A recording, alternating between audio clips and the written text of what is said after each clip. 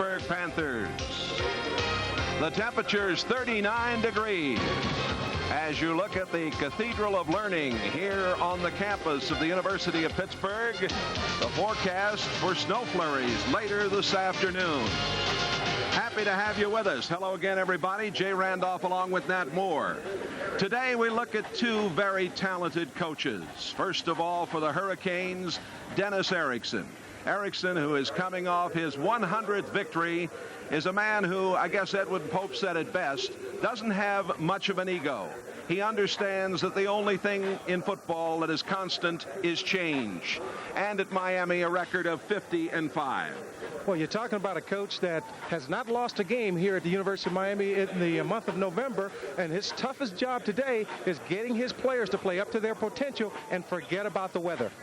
The slogan here in Pittsburgh is Back to the Future with Johnny Majors, second time around here at Pittsburgh. Majors had some great teams here in the 70s. Johnny, who played at Tennessee and was a great tailback, has a record of 35-19-1 and had that national championship team in 76. But he's a veteran of the wars. He's turned around quite a few programs in the past. He was at Pittsburgh, went to Tennessee, and now he's back at Pitt. And everybody here is welcoming Johnny Majors back because he is a recruiter. Yes, he is. And he'll get the job done eventually here. A fellow who's been getting the job done for the Hurricanes, Ryan Collins, a little different kind of a quarterback for the Hurricanes. You're talking about a quarterback with great feet, has the ability to not only throw the football and score touchdowns, but he also possessed the speed and quickness to come out of the pocket and score touchdowns on his own. Last week, he scored 2 running touchdowns. And today, of course, the big question has been whether Curtis Martin is going to play for Pittsburgh. Martin represents about 42% of the offense when he does play. He's had a shoulder injury. He is not going to start, but we do understand he is available. Well, that hurts the Pitt offense, but last week they had a freshman by the name of Billy West step in for Curtis Martin, and he rushed for 108 yards and 20 carries, and I tell you, he's going to be a good one. Working along the sidelines, bringing us his thoughts throughout today's game, Joe Rose. Thank you, guys, and let me just start by saying the wind is blowing. Throw out that 39 degrees for now. Johnny Majors came out before the game. The only thing he wanted to know was, how cold is it going to be today? On the other side, Dennis Erickson has spent much of the last 24 hours talking about, guys, quit worrying about the weather. It's going to be a cold game, but we're a superior team. Let's go out and play like that and quit worrying about the weather. They're expecting a crowd of around 34,000 today. Back up to you guys. All right, Joe, and we are getting set for the opening kickoff here in Pittsburgh. We'll be back right after these messages. The Hurricanes and the Panthers getting set for action here. A crowd of about 30,000 on hand at Pitt Stadium.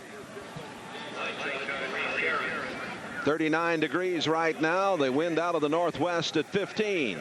And cloudy skies, and the forecast for it to drop temperature-wise and a chance for some snow flurries later this afternoon. These two teams getting together for the 21st time. The series goes back to 1950. Miami leading this series, 11 victories, 8 defeats, 1 tie. The last meeting in 1990, a 45-0 victory for Miami. Here are officials assigned by the Big East. John Smith, the referee. John Serra's the umpire. Tom Stabill, Maurice Scarrons, John Daniels, Roger Paramore, and Hal Priest rounding out the group of officials here. Dennis Erickson. Pittsburgh won the toss, but they deferred to the second half, and the Hurricanes will receive. Well, I think that Pitt wants to get their defense out there first and sort of take a look at this Miami offense and sort of set the tone defensively with the idea that they're going to get the win at their back and try and make it a short quarter. Kicking off for Pittsburgh, number 5, Kevin Leon.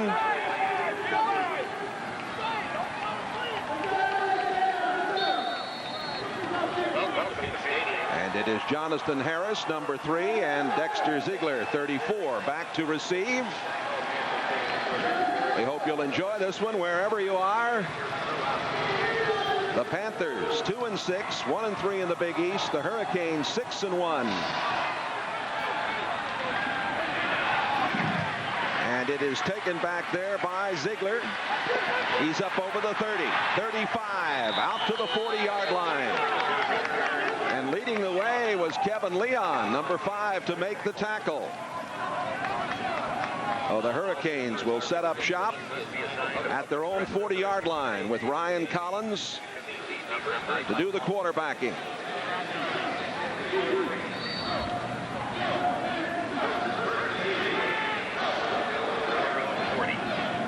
Chris Jones goes to the far side. Ryan Collins, the sophomore from Pembroke Pines, at the controls.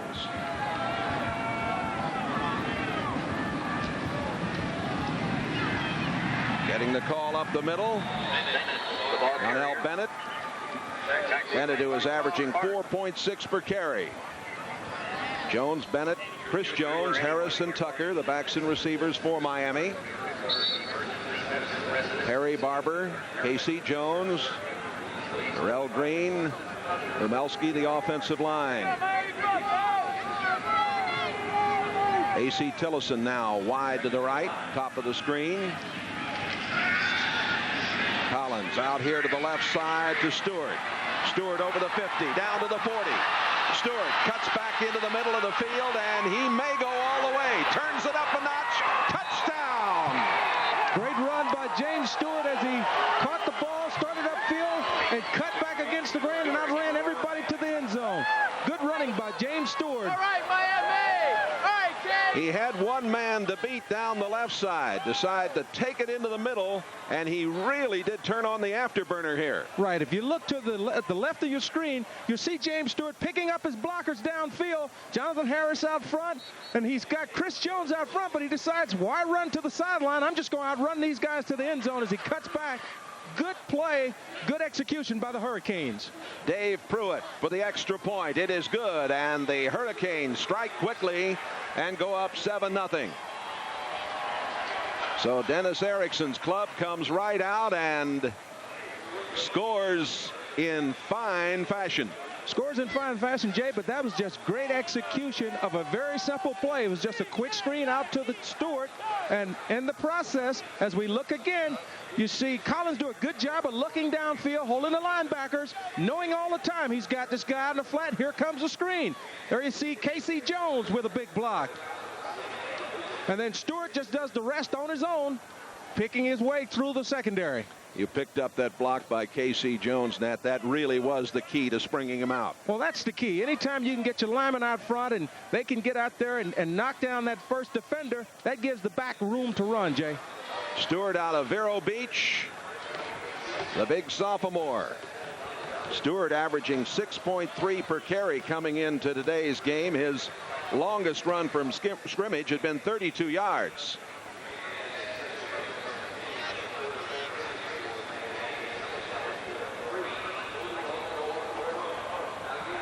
Seven to nothing Miami in the early going.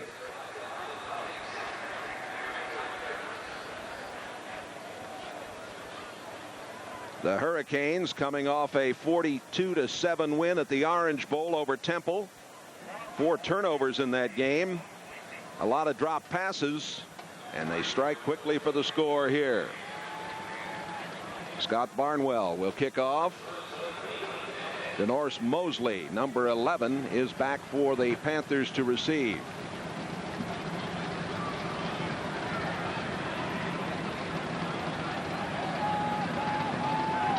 Here we go again. Get another look at it as you see the quick screen out to James Stewart. And as you can see, he does a good job of just picking up his blockers, and he decides that he's not going to try and outrun them to the corner, so he cuts back across the grain. Outstanding job by Stewart. And we're ready to put the ball in play, and the Panthers will see what they can do here.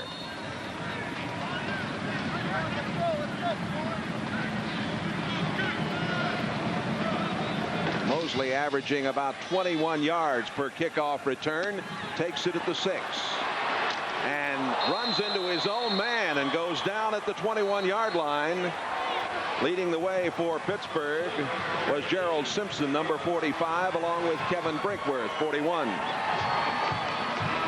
John Ryan quarterbacks the Pitt Panthers. He's from Boardman, Ohio, a sophomore. Washington, West, Green, Davis, and Brooks, the backs and receivers. Pitt has Brown, Ristovic, Malika, Miller, and Bloom up front.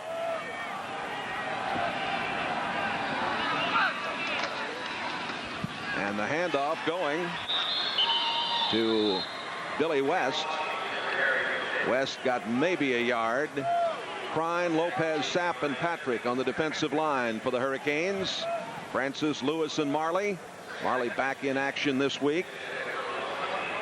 Ziegler, Richardson, Harris, and White, the defensive backs.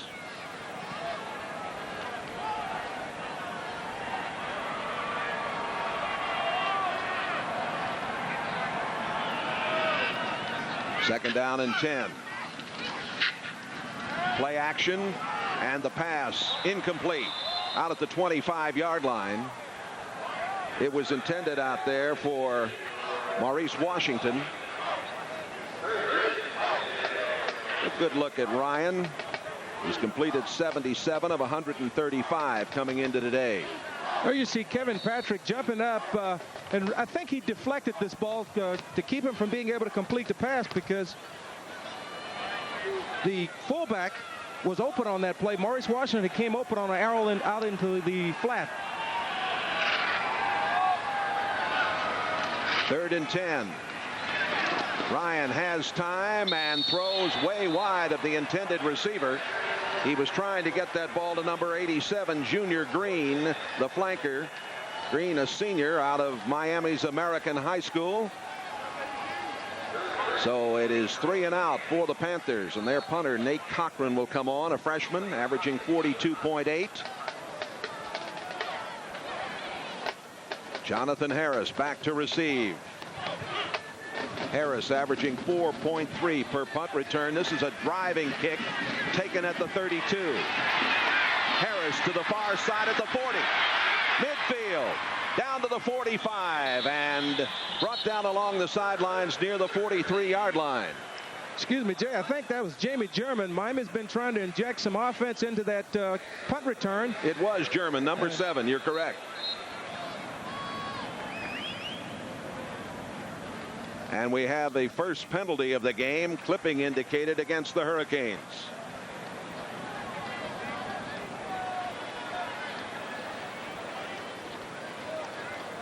Here you see Johnny Majors saying, let's take the penalty. We need to push him back. Going back to that punt return, Jamie German just did a good job of setting up his blocks and getting outside. And, Miami has missed that. They lost Kevin Williams, who went on to the NFL. And, they're looking for a guy to step forward and bring the big play back to the punt return. And they feel that this is the guy that can do that job for them. So, we started off with a great run, even though there were a penalty there. 7-0 Miami. We'll be back right after this. In the early going, the Hurricanes leading it here. Earlier in the week, we had an opportunity to visit with Coach Dennis Erickson, and he talked about his game plan for Pittsburgh. Well, our game plan, first of all, on defense, we've got to stop the running game. Curtis Martin, if healthy, is probably one of the best backs in the country, in my opinion. And we've got to stop him, number one. And then on the other side of the football, we've got to be balanced like we have. We dropped a lot of footballs against tempo, and we just can't do that. Ryan Collins has been playing real well and gives us some diversity in our offense, but we can't drop the footballs when he throws them on the money. There is the head man of the Hurricanes. The ball spotted back now after the clipping penalty at the 47-yard line. Chris Jones coming to the near side.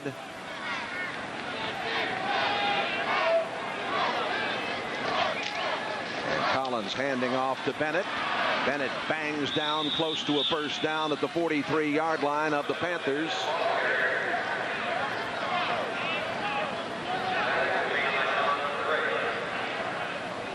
Another big run where that offensive line is controlling the line of scrimmage. As you see, Donnell Bennett with a big hole to run through to pick up that plus yardage.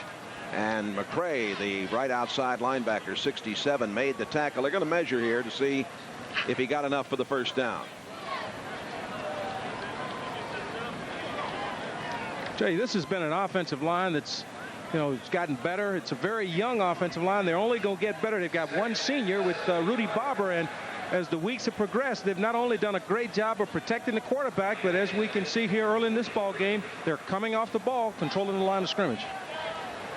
Johnny Majors has a very young team, and his front liners are a decent bunch, he told me, but when he gets beyond his first string, he really has problems. It took only 2 plays to go 59 yards in 53 seconds. Collins with that 55-yard pass to Stewart.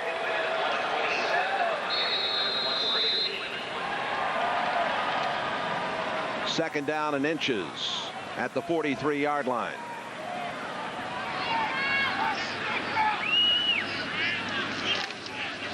Play action. And the pass is almost intercepted. DeNorse Mosley, number 11, the left cornerback, went up. Should have had that ball probably for Pittsburgh. Nice effort. Should have been an interception. DeNorse Mosley does a good job of staying at home, playing that deep outside third. As you see Ryan Collins trying to go to the tight end, and he's right there. I think Ryan never saw Mosley. He thought he would move with the play action. And Bennett gets the call and gets the first down inside the 40-yard line. Stop made by Tom Tumulty, number 84, the inside linebacker for Pittsburgh. Tumulty, a sophomore from Penn Hills High School here in the Pittsburgh area. Miami is just doing a good job of coming off the ball. As you see Tyrell Green and Zeb Lemelski, Casey Jones. As you see, Donnell Bennett comes through. He's running hard, but all that extra yardage is coming because the offensive line is blocking for a 3-yard gain, and he's turning it into a larger run. Chris Jones to the near side with German and Harris in the slot. Down goes Collins at the 36-yard line.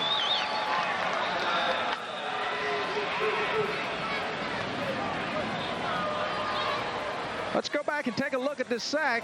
As you see, Collins is back in the shotgun. There's no one open downfield. He's trying to come out, and you see Zatiti Moody comes up and catches him before he gets started upfield to hold him to only a 2-yard gain. Moody, number 48, out of Patterson, New Jersey, just a sophomore. Miami's checking off the line. Bennett went out on the wing. Collins throwing. Nobody there. Looked like he might be trying to get it to the flanker, Harris. Little miscommunication. Yeah, he was trying to get it outside to A.C. Tellison, I think that is, going downfield. And I think they had a miscommunication where he was expecting him to turn in, and A.C. was going for the 6. He was running a streak pattern. So a little indecision by that Hurricane offense at this time, Jay. Jones goes wide to the right side. A.C. Tellison comes left. 3rd down and 8.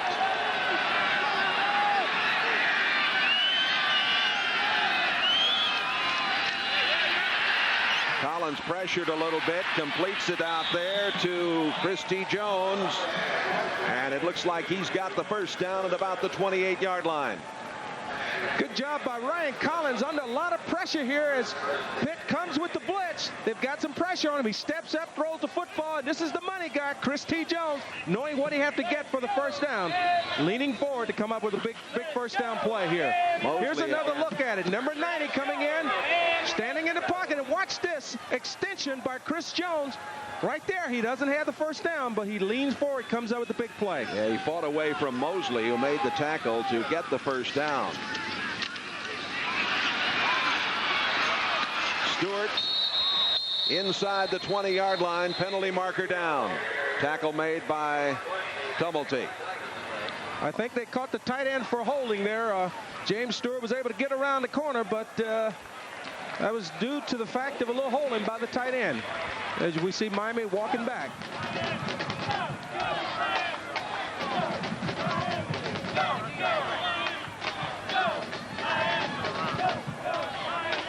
John Smith heading up this officiating crew. Holding indicated as Nate caught it there. Takes the ball back up to the 37-yard line.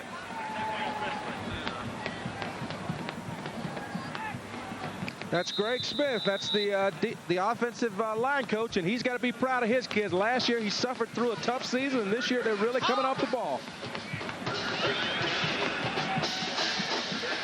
German's in the slot to the right side along with Harris.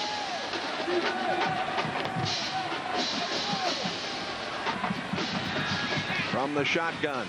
Pass completed to German. German up the middle to the 27-yard line. Jamie German is a true freshman that had an injury early in the year, pulled a hamstring, and you know that sort of hurt him because he was sort of penciled in, Jay, early in the year as being one of the starters or earlier contributors. And here you see, as we go back, it's nothing but a flanker screen where they're trying to get the ball into Jamie German's hands and use that broken field running ability, as you see, putting the move on. First guy missed, takes second guy to bring him down. Great running ability with Jamie German. Second down and 11. Stewart, number 28, the setback.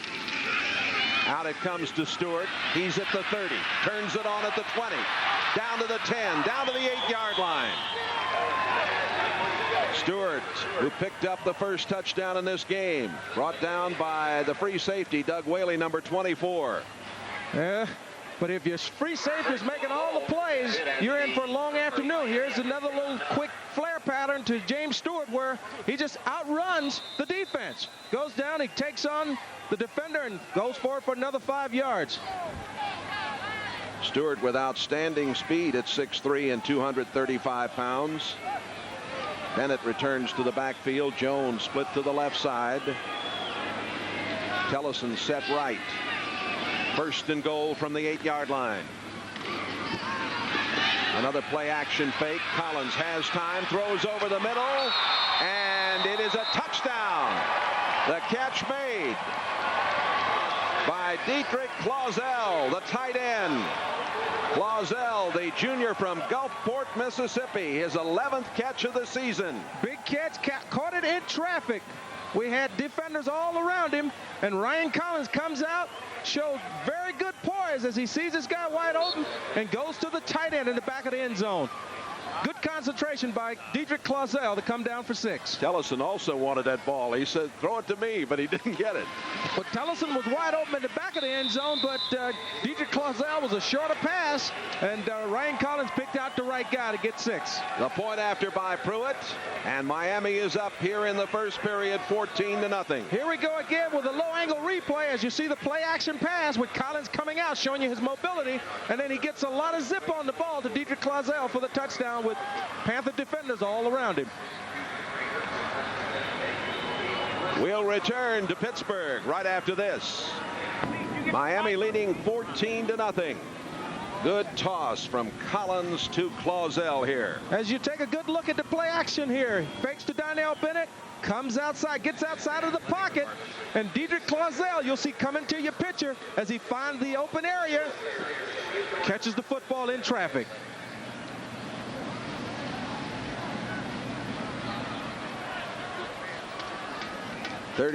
or 53 yards in 9 plays. Time of the drive, 4:02.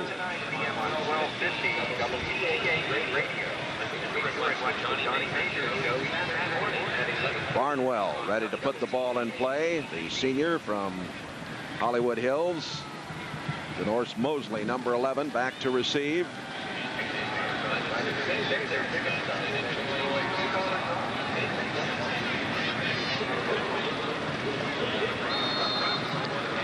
Today, he's going to put up a lot of points. Already.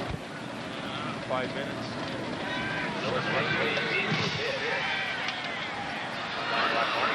Mosley at the 9.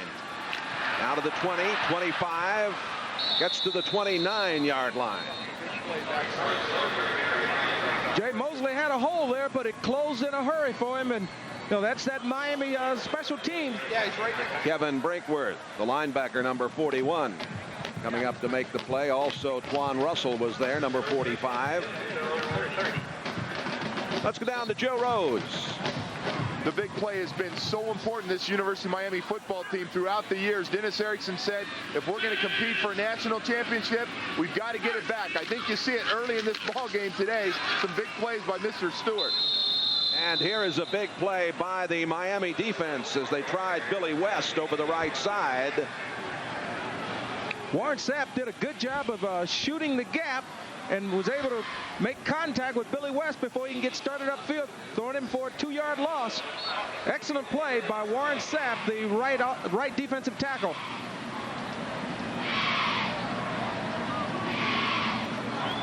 Second down and 12.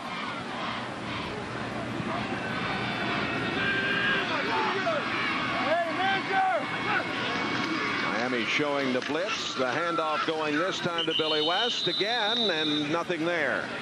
Once again, Warren Sapp is psyched up for this ball game. He said he wanted all the folks back home to realize that he is one of the great players. As we look at the replay there, he fights off the block, keeps his vision, boom, he's there on the tackle as West comes through on the counter. Carlos Jones, number 12, into the secondary for the Hurricanes, replacing Ziegler. There's Marley back in action this week. Bothered with a injury to his right knee. On third down, Ryan throwing, and the pass too low and too far away from number 87, the intended receiver, Junior Green. Green has been injured much of his career at Pittsburgh, the senior from the Miami area. And punting time once again. Nate Cochran will come on. Jamie German dropping back.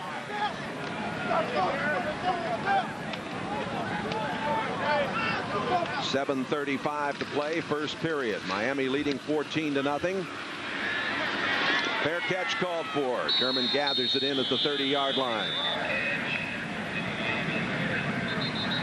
Oh, Miami up by 2 touchdowns. Will put it in play at their own 30-yard line. Reminder, don't miss this week's edition of the Miami Dolphins Monday Night Magazine with Paul Kennedy. Call in toll-free and talk with featured players from the Dolphins. They take your calls and comments on Monday night here on Sunshine. It's November 8th, live at 7 on Sunshine Network. The Dolphins, of course, Nat, going very well. A man that used to prance around on this field, Danny Marino, not available to them, but nevertheless, Mitchell and company playing very nicely. Well, that's the normal makeup of Don Shula coach football team, is when you lose a star like a Dan Marino. And, you know, I had the pleasure of playing with Danny for 4 years, and he is one of the best that I've ever seen, as well as I have had the opportunity to play with. But the team picks it up a notch. And, you know, that's the important word. Now they are more of a team. Everybody realized that they must do their job. They must execute. And in the process, Miami has been able to continue to win. And Coach Shula has a chance this week to break the great George Hollis record for the most victories in a career. And there, of course, the Big East standings with Miami up on top. Miami and West Virginia in 2 weeks at Morgantown. That ought to be a good one. Oh, it should be. Also, during the game, why not visit one of our souvenir stands? T-shirts or other fine apparel and merchandise. Ryan Collins in this game with 5 completions for 102 yards and the 2 touchdowns to Stewart and Clausell. And this crowd sitting rather quietly here. They had hoped for a better start for the Panthers. Ellison comes to the near side. Jones goes to the right side. Harrison the slot right. And a play action fake, almost intercepted. Tumulty, the inside linebacker, 84, almost came up with it, and that is the second time in this first period that Pittsburgh came close to an interception. Well, Ryan Collins had Jonathan Harris going down through the middle. As we take a look back, look at the top of your screen. A good job by Tumulty of just reading his eyes and playing the football. Wide receiver set to the right side. Stewart behind Collins. Stewart for a couple. Just got across the 30-yard line. John Marzak, number 76 on the tackle for the Pitt Panthers. Bennett comes back in. Stewart goes out.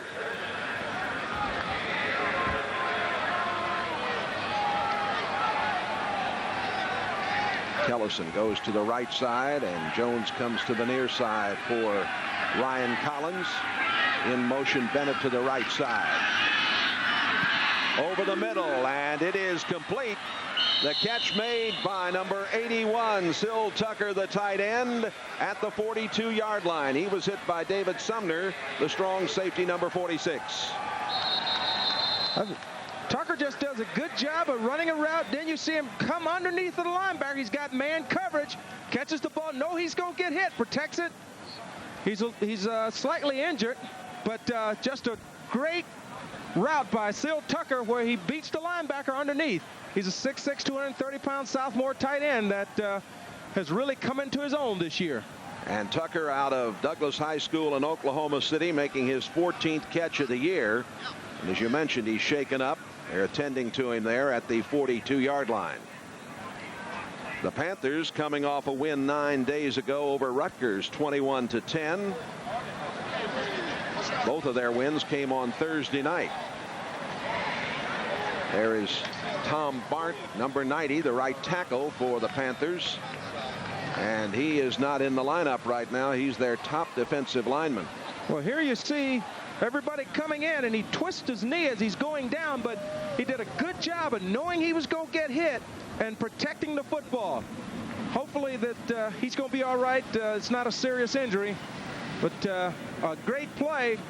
Good route ran by Syl Tucker. Johnny Majors, 58 years old, a native of Lynchburg, Tennessee. Tom Bart, of course, the defensive player of the week with 4 sacks and a forced fumble against Rutgers. We saw him sitting on the sidelines. 1st and 10 from the 42-yard line. Collins to throw and overthrows his man, Tellison, on the far sideline. Coverage over there by Doug Whaley, the free safety. Whaley, number 24. Collins just overshot his man. He tried to rush it. Whaley was sitting in the slot, reading it all the way, and was breaking on the football. So good job of the Pittsburgh defense of sitting back in the zone and reacting to the play.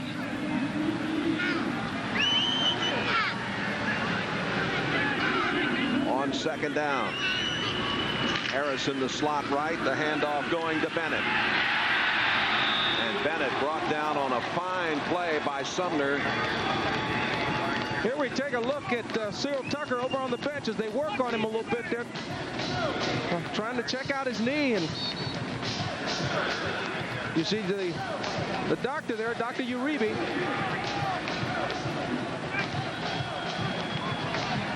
That'll be 3rd down and 10. Jonathan Harrison, the slot left this time.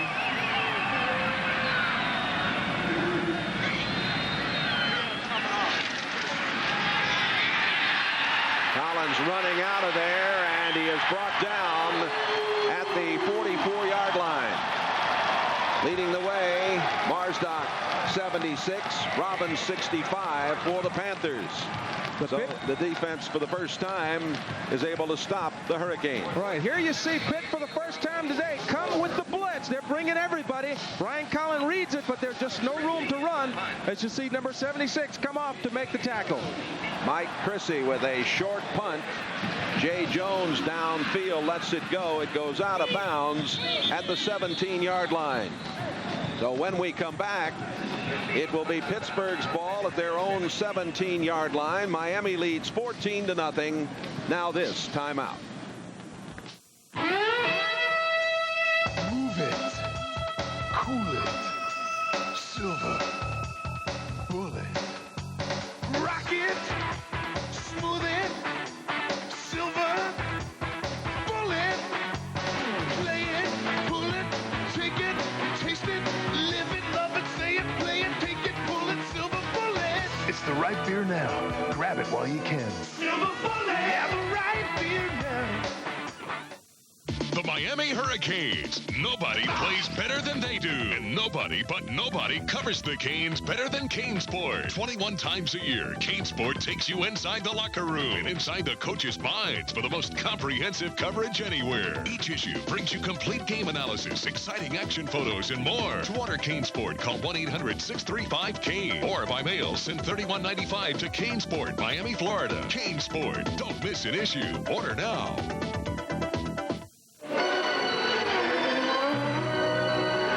The average Grand Prix lasts but a few hours, unless it's a Grand Prix started with a genuine Delco Freedom Battery. Delco's rated tops for taking the pole position in starting power and excelling in reserve capacity. Helps keep your engine in the race for a longer, more reliable life. AC Delco. It's like buying time. Now through December 4th, get started with up to $14 cash back on Delco Freedom batteries. First down for Pittsburgh from the 17. The pass goes out to Billy Davis, the split end. And Davis gets to the 22-yard line, stopped there by Ziegler, number 34 for the Hurricanes. Davis, 17th catch of the year, a junior out of El Paso, Texas. Here you see Dexter Ziegler. As we look at the instant replay, you'll see Pitt goes to a little sprint out, quick pass action where John Ryan is able to get it out and get it in Billy Davis's hands early for one of their first completions of the day. And Miami calls a timeout. Let's go down to Joe Rose. The early diagnosis for Saeed Tucker is not a good one. A sprained right knee. They're going to check it. We'll know more in just a couple of minutes. Thank you, Joe, and we'll look forward to you updating us on that situation.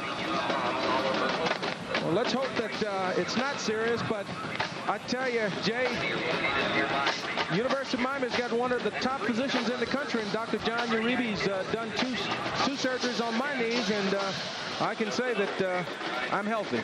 Did a good job. Sunshine presents the Miami football team next Saturday the 13th, 11 p.m. when the Rutgers Scarlet Knights and the Canes battle. It's homecoming at the Orange Bowl. That game incidentally starts at 4 in the afternoon, and you'll see it on Sunshine, tape delayed at 11 p.m. Eric Reed, Joe Rose, and Nat Moore to call the action for you right here on Sunshine. Well, Matt, it's great to be with you this afternoon. Kind of a homecoming for me. It was 32 years ago this week that I broadcast my first TV college football game right here, Pitt, West Virginia. Well, should I be the one to say welcome back? Yeah, well, it's great to be back here. I mean, this is a beautiful campus, a great facility to play college football. A lot of old memories here. Total yards, Miami 135, Pittsburgh only 3. Billy West gets a couple up to the 27-yard line. You know, Miami came into this ball game, Jay. I talked with the linebacker coach and our defensive coordinator, Tommy Shannon and Tom Tuberville, and the one thing they wanted to do was to get into their 9-man front and stop them from running the football. They wanted to force the young quarterback, John Ryan, to have to put the football in the air, and so far they've been able to do that. They're going to measure for the first down, and it is Pittsburgh's initial first down of the afternoon. Let's take another look at their first down of the afternoon. As you see, straight ahead blocking. And just good, tough running by Billy West, keeping his feet moving because there was really not a hole there at the point of attack.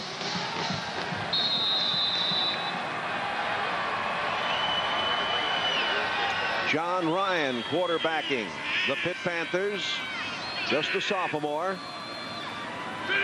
Looks like he's checked off here and called an audible. And activity at the line of scrimmage. Reuben Brown, who's a key man at left tackle for the Panthers, he appeared to jump. As you see at the top of your screen, you'll see Reuben Brown trying to get off to a quick start going against that defensive end of the Hurricanes, Baraka Short, who last week had several sacks, and he's just trying to get a head start there, Jay, that's all. Put the ball back at the 22-yard line. First and 15 coming up for Pittsburgh. Junior Green comes to the near side. Billy Davis set to the far side.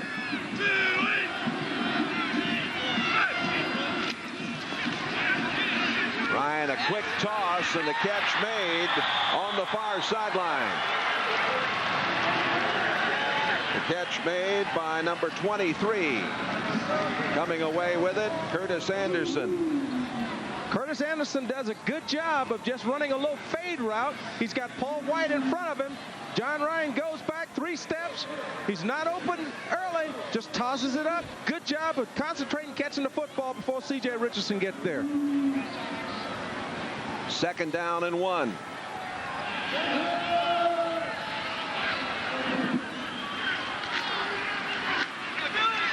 Banging up the middle goes Billy West. Another first down for Pittsburgh. Pitt's doing a better job of coming off the ball, moving that Miami Hurricane defensive line back off on their heels. As you see here, nothing fancy, just straight ahead running. Good block at the point of attack. 2-3 yards, first down, Pitt Panthers. Wayne Johnson with the tackle, number 94. Here we see another look. Just Billy West doing a good job of getting low and getting under the defender so that he could pick up that first down. 3 minutes to play in the first period. Miami leading 14-0. This pass comes out to Billy Davis. Corwin Francis, 58, on the tackle. Earlier in the week when we talked with Dennis Erickson, he talked about what he might expect from Pittsburgh. Pittsburgh's improved ever since the start of the season, and they're playing very hard. They've gotten better every week. Had a chance to beat Syracuse, played very well against a good West Virginia team up there, and then, of course, beat Rutgers a week ago. So they're improving all the time. They play hard.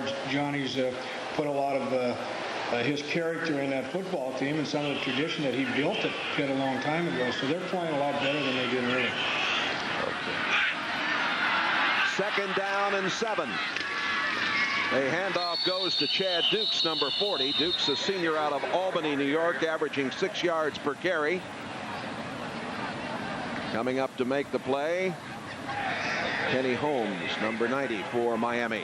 Here you see this time they try and give it to the first back through. They run a little trap action, but Kenny Holmes, along with Robert Harris, who's back at the starting lineup this week, does a good job of stopping the play before it developed. Holmes out of Vero Beach. He has been playing very, very well of late. Third down and about 5.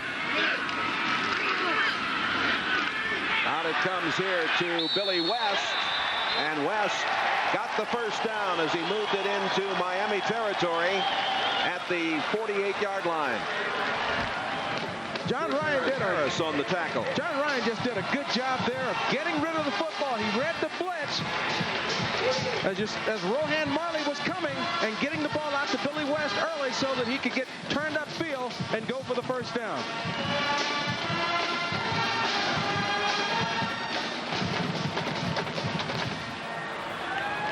Sadik Durham, number 8, is out of Pembroke Pines, Florida. Art and Design High School, number 8 in the game now for the Panthers at the flanker position. He's set to the left side. Billy West in a lot of trouble. Down he goes. A loss on the play back to the 48-yard line. A loss of about 4. 91, Darren Crine making the play along with Robert Bass, 49. Rowan Marley, number 2. Rohan Marley just did a good job of smelling that play out and staying with it. When West tried to reverse his field, you saw the speed of the Miami defense as Rohan Marley was able to run with him and come down with the tackle. Second down, about 13.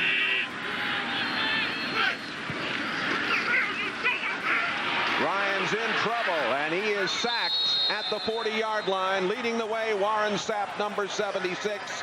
Kevin Patrick, number 86. The entire right side of that Hurricane defensive line was in there on the sack. First guy in, though, was Warren Sapp. And then Kevin Patrick came in to finish him off. If you look at the top of your screen, here you see Warren Sapp not allowing him to get out of the pocket. And in comes Kevin Patrick to finish him off. That's the 4th sack of the season for Sapp. This young man was a tight end when he first came to the University of Miami, and they asked him to switch to the defensive line, and he did it without any gripes, and he could be that next great tackle to come out of the University of Miami. Warren Sapp, number 76. On third down, the pass is complete to Billy West as the horn sounds to bring us to the end of the first period of play.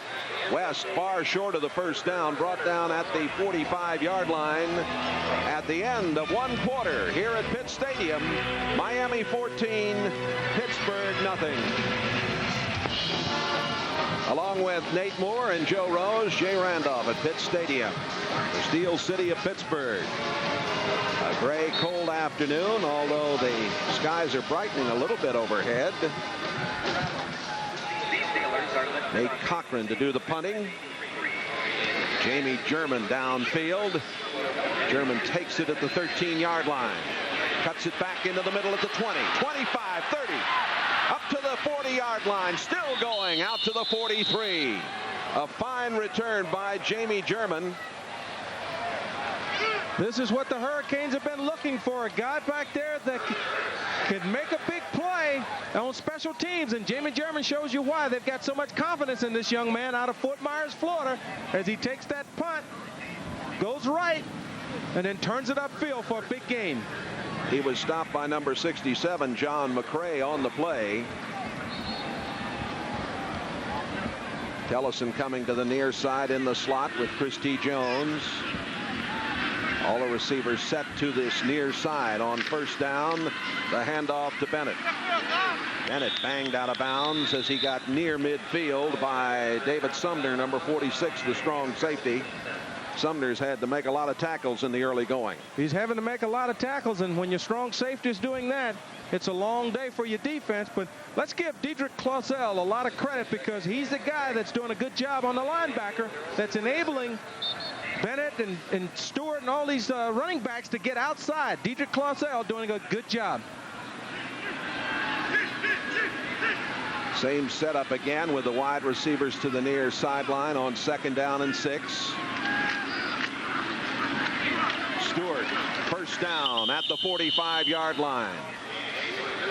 Tumulty, 84 on the tackle. That offensive line of the Hurricanes, especially the strong side, is just doing a good job of handling that Pitt Panther defensive line as they're just moving them out of there and giving these backs plenty of room to run. As you take a look at Zeb Lemelski there, Tyrell Green, those are the guys on the strong side that are getting the job done. First down for Miami at the 45-yard line.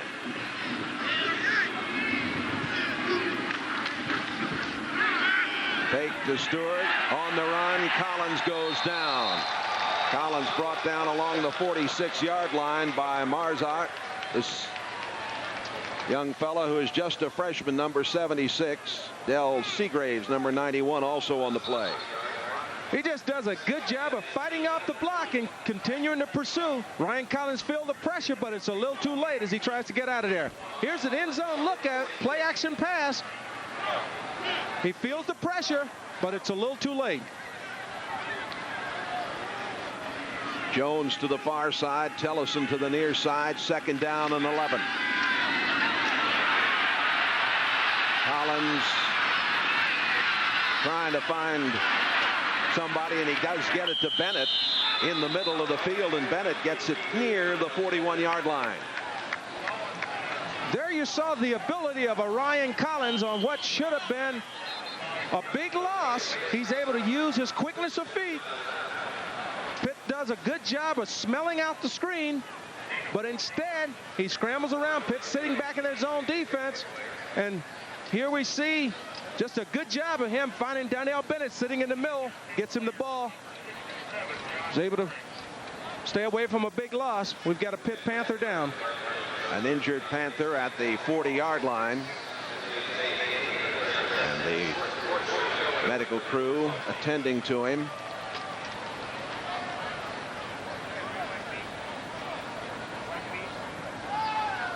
Let's see what we can see. Here we see the injury. Top of the screen as you see him get knocked off his feet. That's number 55. Or 65. 65. 67. McRae. Oh, McRae. Oh, there were a lot of bodies flying around the football, and here you see him down, and he's rolling over. You know that he's injured. And he's up on his feet now, and he's going to be able to come off rather gingerly under his own power. McRae, a sophomore, 6'2", 205-pounder.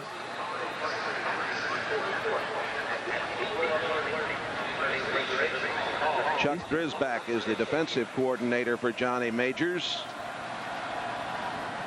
Tom Turchetta coaches the defensive line here. Turchetta, former Hurricane MVP in '71. Used to be a coach at North Miami High. Working on Tom Barnt, the big junior from Mentor, Ohio, and they miss him in that defensive front. The Panthers do. It is 3rd down and 6. Collins straight back this time, throws complete to the far side to Christy Jones, 1st down.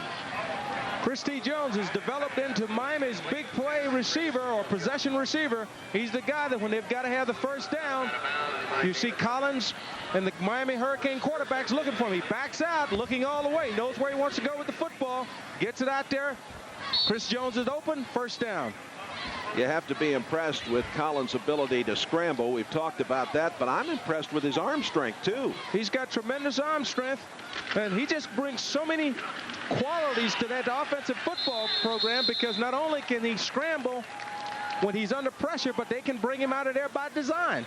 Stewart that time wrapped up as he got to about the 32-yard line. Collins today has completed 8 of 12, has 2 touchdowns. Those passes in the first period to Stewart and Dietrich Clausel. 12.5 minutes to play, first half. Miami leading 14-0. Jamie German comes to the near sideline. Tellison set to the far side and banging through the middle. Bennett just inside the 30-yard line. Underneath the pile for Pittsburgh, number 45, Gerald Simpson, the linebacker. And number 84, the inside linebacker, who does an outstanding job, just a sophomore, Tom Tumulty. As we go back and look at this play, starting out, this looked like a big play, and you see Tom Tumulty come in and make the hit to keep it from being a big gainer. This fella, 84, Tumulty, had a torn pectoral muscle last year. He's come back from that injury. He's a very physical player, the leader on the defense. On 3rd down, Collins scrambling. Now throwing and completing nicely to Jones. Jones has a 1st down inside the 10-yard line. Whaley, 24, the free safety, made the tackle. Good job that time for Christy Jones coming back to the ball and helping out. He did a great job, but once again, you have to marvel at the ability of Ryan Collins as he sees pressure. Then he stops. He has the presence of mind to pick up his receiver downfield. And as you see, Collins breaking tackles, getting that extra yardage. Ball just inside the 10-yard line. Jones to the far side. Collins calling an audible here. Stewart takes it up the middle, not very far. Got a yard or 2. He's wrapped up on the play by number 46, David Sumner, the defensive back, and Simpson, number 45. There's Simpson. Simpson's out of Warren, Ohio, a junior, 6'3", 215-pounder. The defense returned 22 lettermen for the Panthers. That was a bright spot for them, but they're not very deep. Not very deep, and they've been giving up quite a few yards as well as points this year, and I think it's the new scheme, the defensive scheme, is going to take them time, but they can be a good football team. Tellison and Jones to the far side with Harris. German set down to the right, out of the shotgun. Collins throws, penalty marker down, overthrows Jonathan Harris, the little flanker. And we'll sort out this penalty. Collins had Harris running wide open on that and just overshot him. Illegal procedure against the Hurricanes.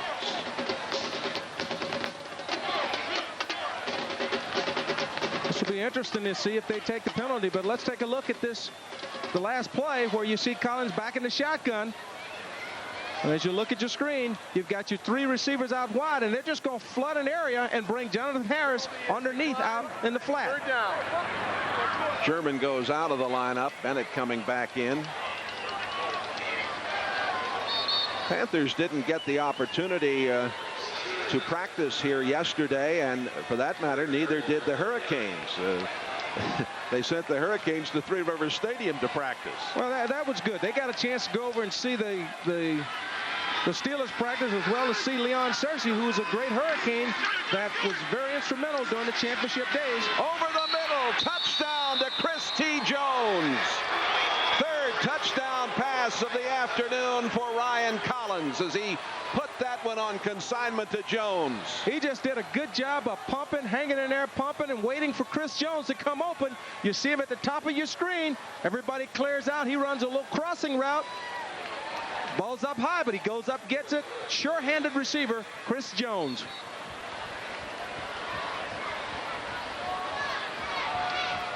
Collins now on the season with 8 touchdown passes. Pruitt, the extra point out of the hold of Mike Chrissy. And it is 21-0 Miami. We'll be back.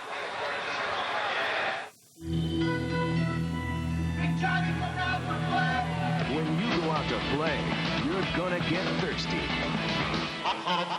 And when you're thirsty, you better have your Gatorade. It goes down easy, quenches to the core.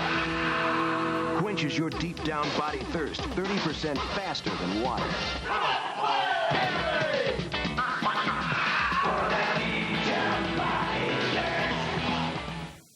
At Olive Garden, it's really neat. They take care of us special. The moment you walk in the front door, there's somebody there to greet you, which is what I really like. I like their food.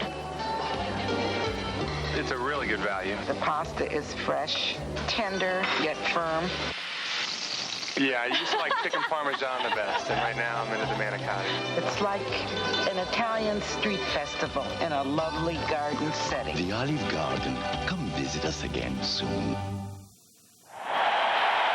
Want to be the hit of the season? Then try this one on for size. The Palm Beach Blazer of Champions at all Rothschild big and tall men's shops. Special introductory price, just $195 in a 60-40 worsted wool blend. Fully lined with Nicole Miller sports motif. Official Blazer of Champions buttons. Comes in navy, sand, and crimson. The Palm Beach Blazer of Champions. Only $195 at all Rothschild big and tall men's shops.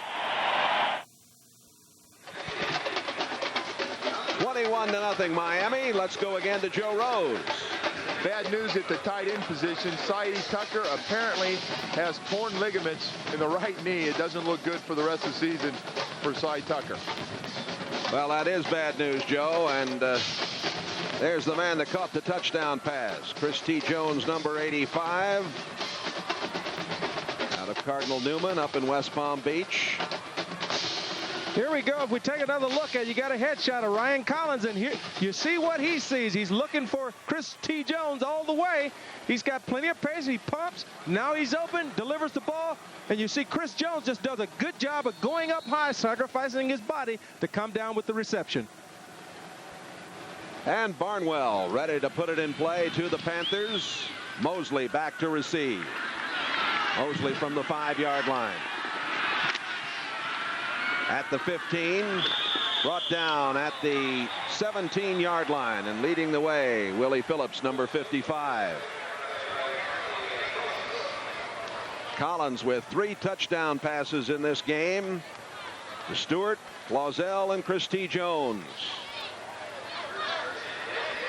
You have to love the way that he moves the ball around. He gets all the receivers into the offense. He gets all the backs in the offense. So a running back can't get upset if they're not running the football, because they do get to catch the football as well, Jay. Very exciting offense. It certainly is. John Ryan quarterbacking Pittsburgh.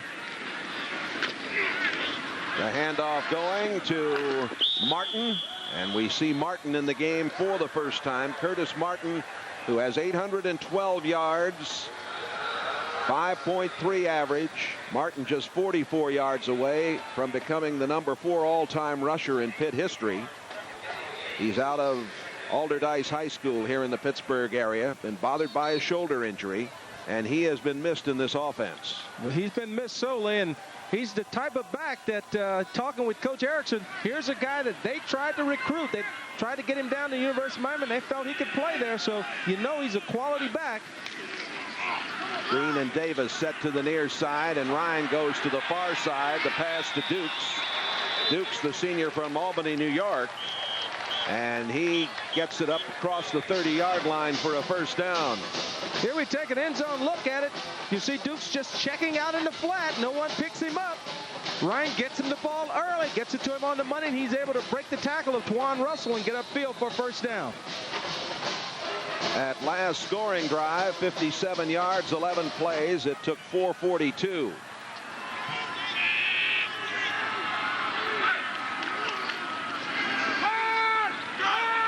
Ryan throws to the far side, almost intercepted.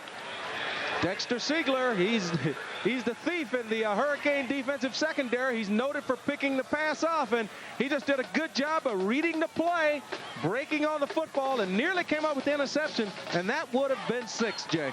And it would have been his 4th interception of the year. 2nd and 10 for the Panthers. Curtis Anderson, 23, and it's split in now along with Junior Green. And a little delay going to Martin. And Martin has a first down. And you see why he's so valuable in this offense. He gets that ball out to the 44-yard line. Good run by Curtis Martin on a draw. You see, going back, he takes the ball, and he's just weaving his way downfield. We take another look. You see the Pitt offensive line do a good job of pushing the defenders out of there, giving Martin room to run. And he sort of stumbles there, or he might have had a larger gain, Jay. He certainly might have been able to get another 10 or 15. Ryan rolling to the right side, throwing, nobody there. Ryan bailing out on that one. That looked like some NFL quarterback in there. Everybody's covered, throw it out of bounds. Good smart play by John Ryan there, though, ready to give up the sack. Well, there you see Curtis Martin and where he is on the all-time list. Here's another play. A look at that big run by Curtis Martin. As you see a big hole, he puts a move on C.J. Richardson, has him falling down. You know, this kid is a very talented athlete that only played 1 year high school football. 2nd down and 10. Junior Green to the near side for Pittsburgh, and a little handoff delay to Martin coming back. And he gets barely back to the line of scrimmage as James Burgess, 54, made the tackle. Burgess, a true freshman out of Homestead. Another one of those young quality linebackers as he stays at home, reads his coverage, reads the keys. You see Warren Sapp gets tossed down there, but James Burgess stays at home, and there's nothing there. Nowhere for Curtis Martin to run. Burgess had 10 tackles in the Temple game. It is 3rd down and 10 for Pittsburgh. 8:20 to play in the first half. Miami up 21-0. Ryan in trouble, goes down at the 40-yard line. A loss of 3 on the play as Patrick Riley, number 43, made the stop. That Miami defensive front 4 is just too tough for the Pitt Panther offensive line in passing situations, because you've got 4 guys coming after the quarterback, and Patrick Riley, number 43, was a starter last year and lost his job to Kenny Lopez. So when he gets in there, you know he's hungry, and he just did a good job of staying there, reading the quarterback, and reacting to him. He now has 4.5 sacks on the year. German is downfield to take this punt from Nate Cochran. And the handoff to West, and that doesn't fool anybody. Yeah, they tried to run a little direct snap to West in the fullback slot, and as we take a quick look at it, they tried to run a little fake punt going to West, and he just reached up and grabbed it, but Miami was not fooled at all. Jared Miller stayed at home, and he did an excellent job, number 55. We'll return with more Miami football here on Sunshine right after this. Miami leads it 21-0, and a rose is a rose is a rose. Okay, Joe.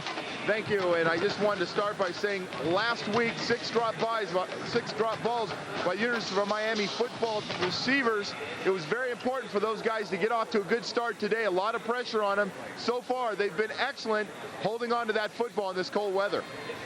Yeah, it kind of perked them up maybe a little bit, this cold weather on that. Kind of perked them up.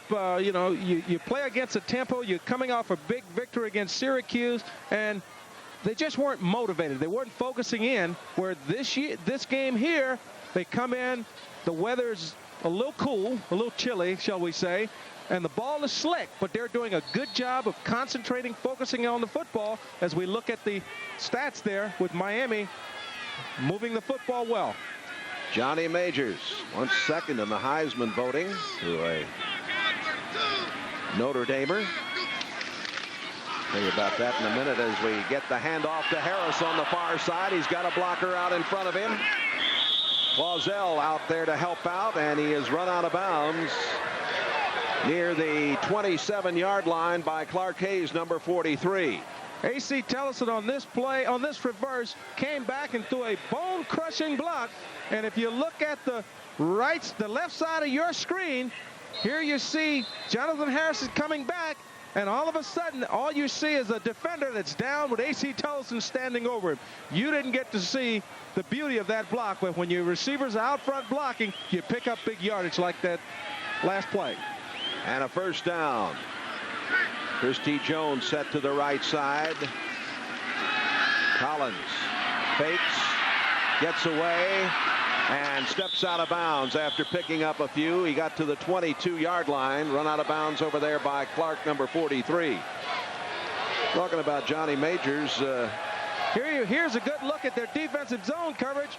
They're playing man within the zone, doing a good job. There's nobody open, and Ryan Collins had to come down and run with the football.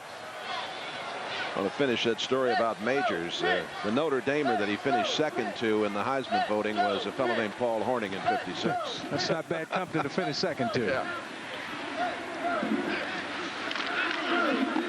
And Collins handling it, and it is Bennett who got the ball to the 13-yard line. Or was it German? That was Larry Jones coming through. Hadn't played much today. Jones for the he first gets his opportunity. It does a good job of reading the block of the center and the guard, coming through for a big gain. Jones, 23, averaging 6.5 per carry out of Gainesville.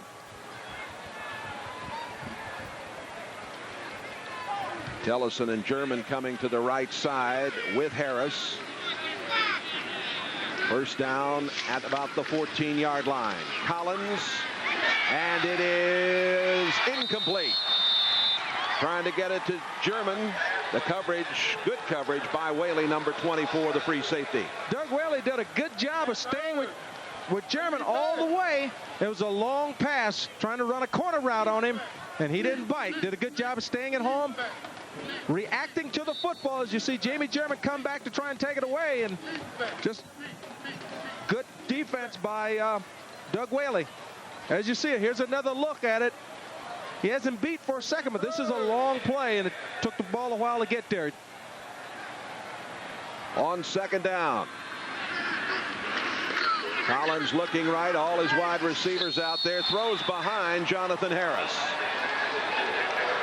They flooded the zone out there, and Harris was open, but the pass thrown behind the intended receiver. Yeah, once again, they're doing a good job of just running everybody. You get the man coverage, and the ball's just a little bit behind Jonathan Harris, because if he'd have caught that on the run, that would have been 6, Jay. Dennis Erickson's Hurricanes leading at 21-0 here. They're 6 out of 7 on third down conversions. 3rd and 10 from the 14-yard line.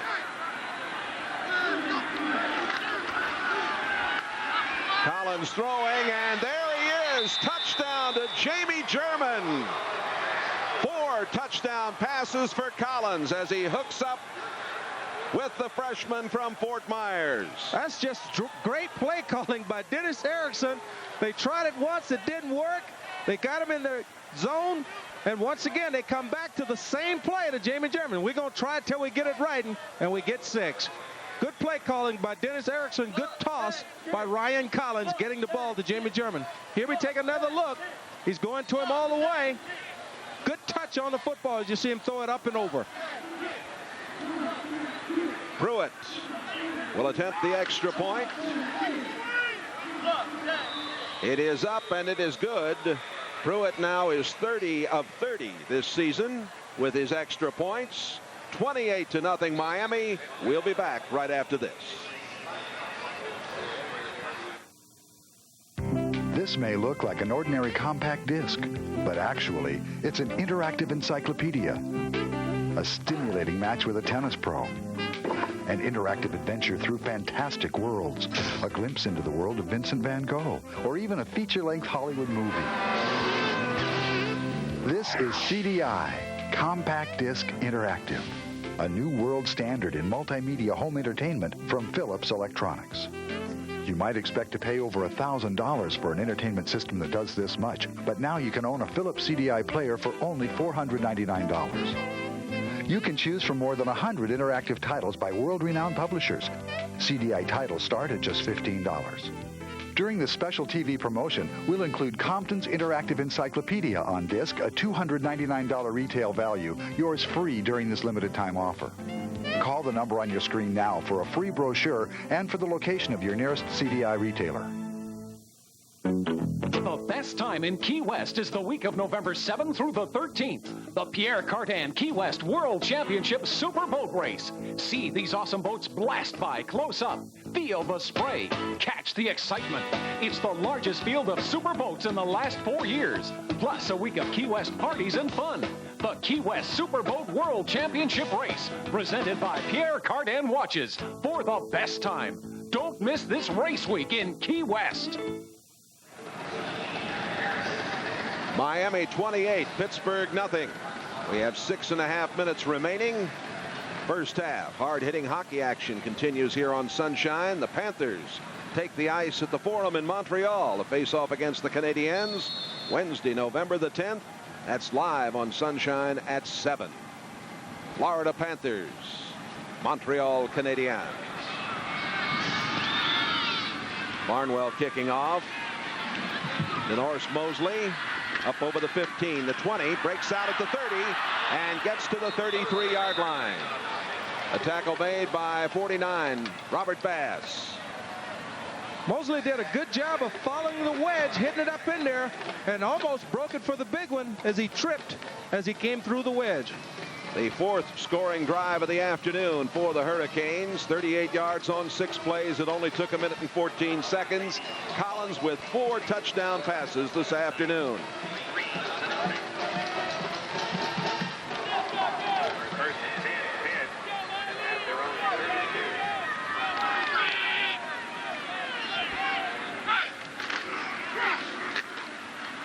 That time, Billy Davis went in motion. Hand off to Curtis Martin. Martin getting a couple to the 35-yard line. And he was wrapped up underneath the pile there by Patrick Riley. Riley number 43. Twan Russell also did a good job on that play, Jay, of turning it back in, getting upfield where Martin had to turn back, and Patrick Riley was able to come in for the tackle. Junior Green set out to the top of the screen on 2nd and 7. Ryan throws. It's complete. Dukes has it across the 40 to the 45 and a first down. Juan Russell, 45, made the play for Miami along with James Burgess, 54.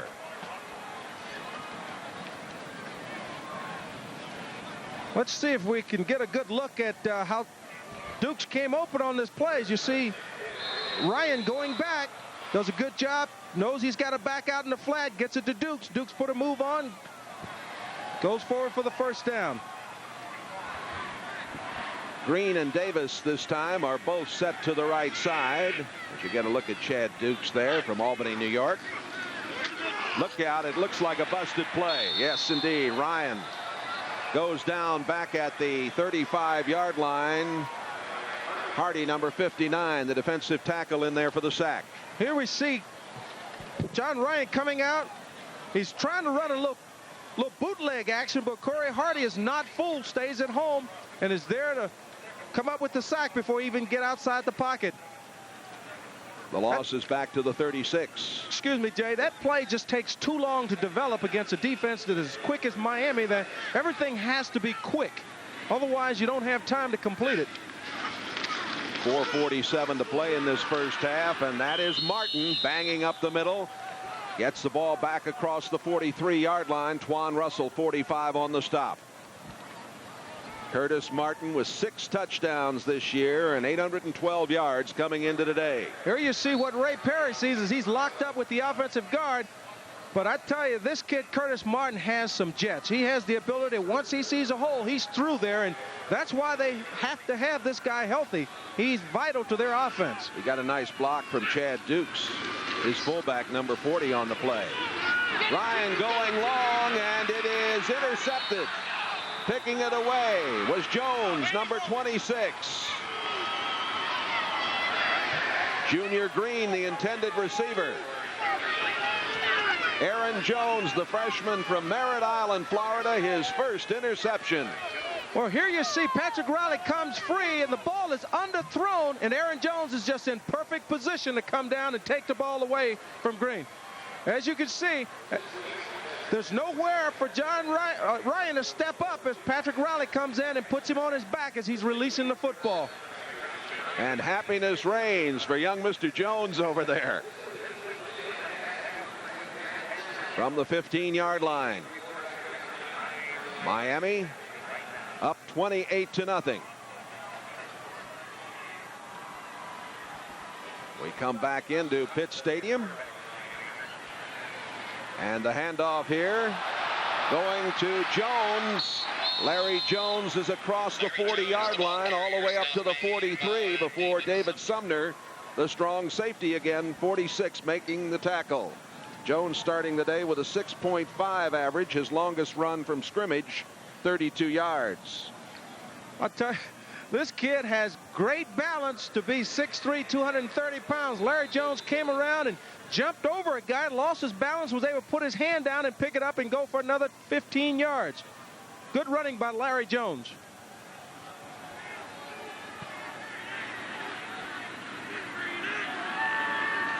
First and 10 from the 42-yard line for Miami.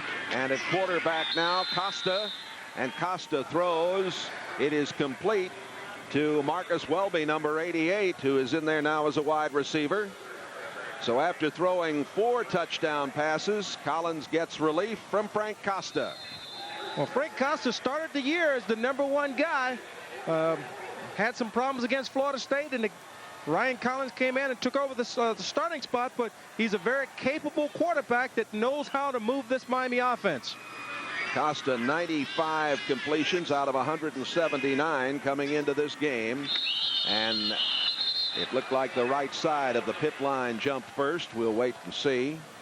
Ricky Perry, the left tackle, was a little early in the count and jumped to pull a Pitt offside, so it's going to be against Miami. Dead ball. Perry, the weak side tackle out of Card City, Miami area. Still first down. And the penalty will be stepped off. Let's go down to Joe Rose. The great thing about being ahead by 28 points before halftime, it gives everybody an opportunity to play. Everybody's happy. This is where all that practice as a backup really pays off. All the guys excited. You see now a lot of the #2s coming in.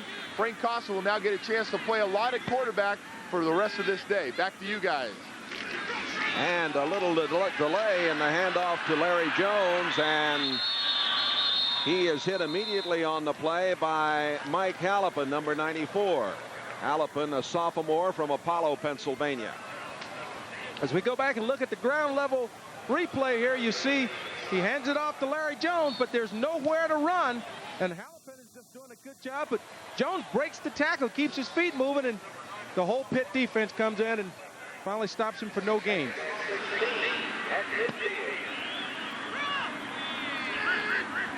Jamie German here on the near side. Costa from the shotgun over the middle. Tellison took it down to the 40-yard line, and penalty markers go down as he was hit on the play by Simpson, number 45.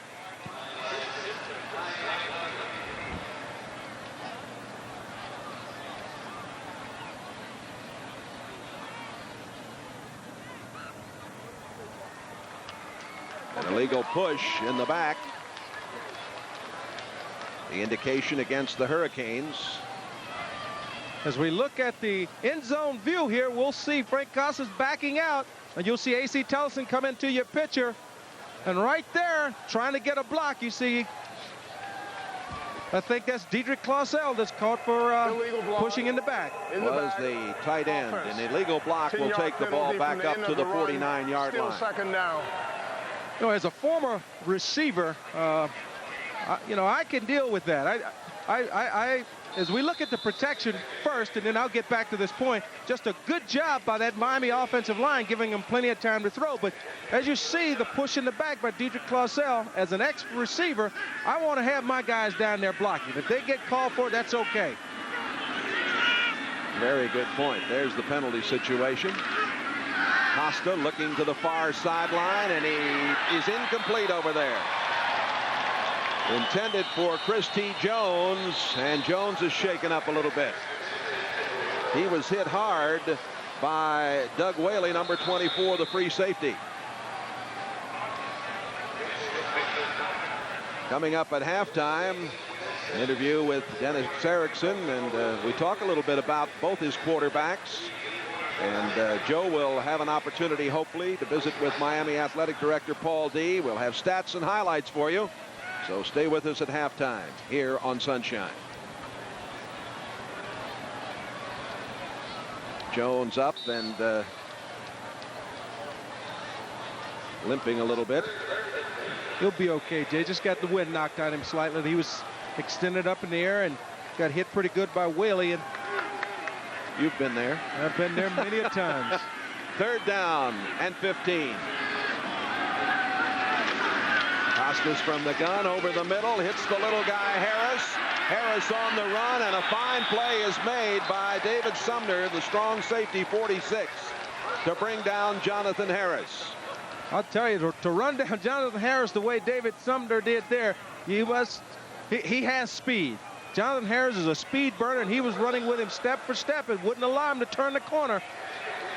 David Sumner did a good job of running him down before he gets to turn the corner. Mike Prissy, the sophomore from St. Thomas Aquinas in Fort Lauderdale, to punt.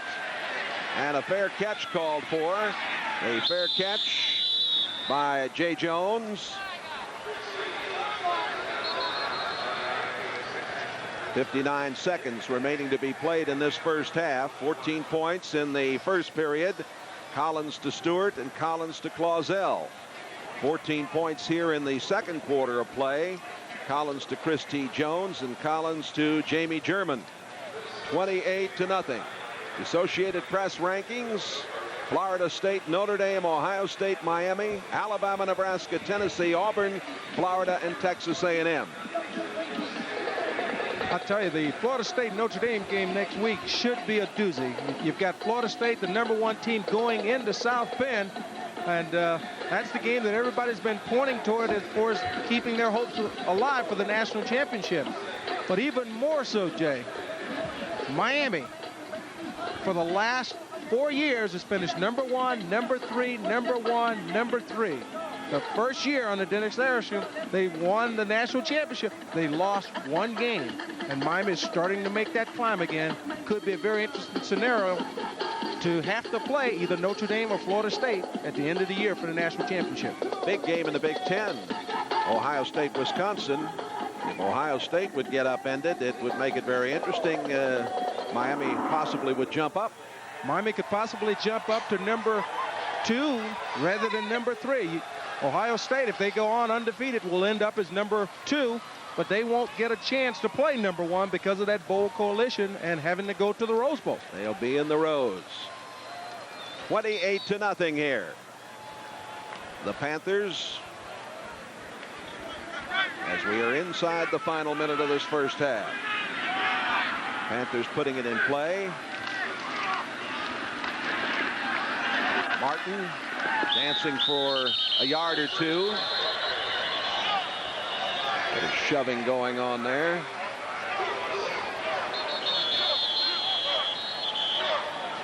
And Burgess is down. Number 54.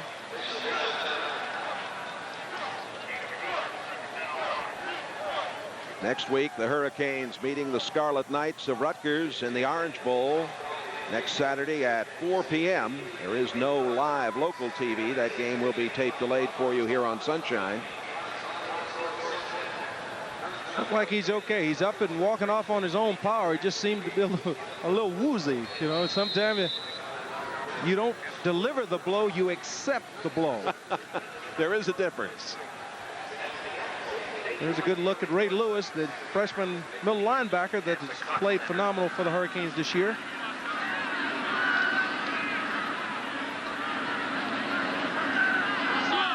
Second down and 9.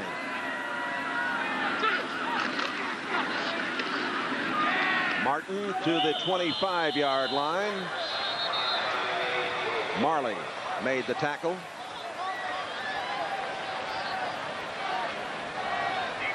Marley, of course, raised by his grandmother. His dad, the late great singer from Jamaica, and we are at halftime here at Pitt Stadium. Johnny Majors' Panthers find themselves deep in the hole as the Hurricanes lead it 28-0 here. We'll be back with our halftime activities. First, we'll take this timeout. Halftime here. I won't say it was perfect, but it was an outstanding, near-perfect performance by Collins.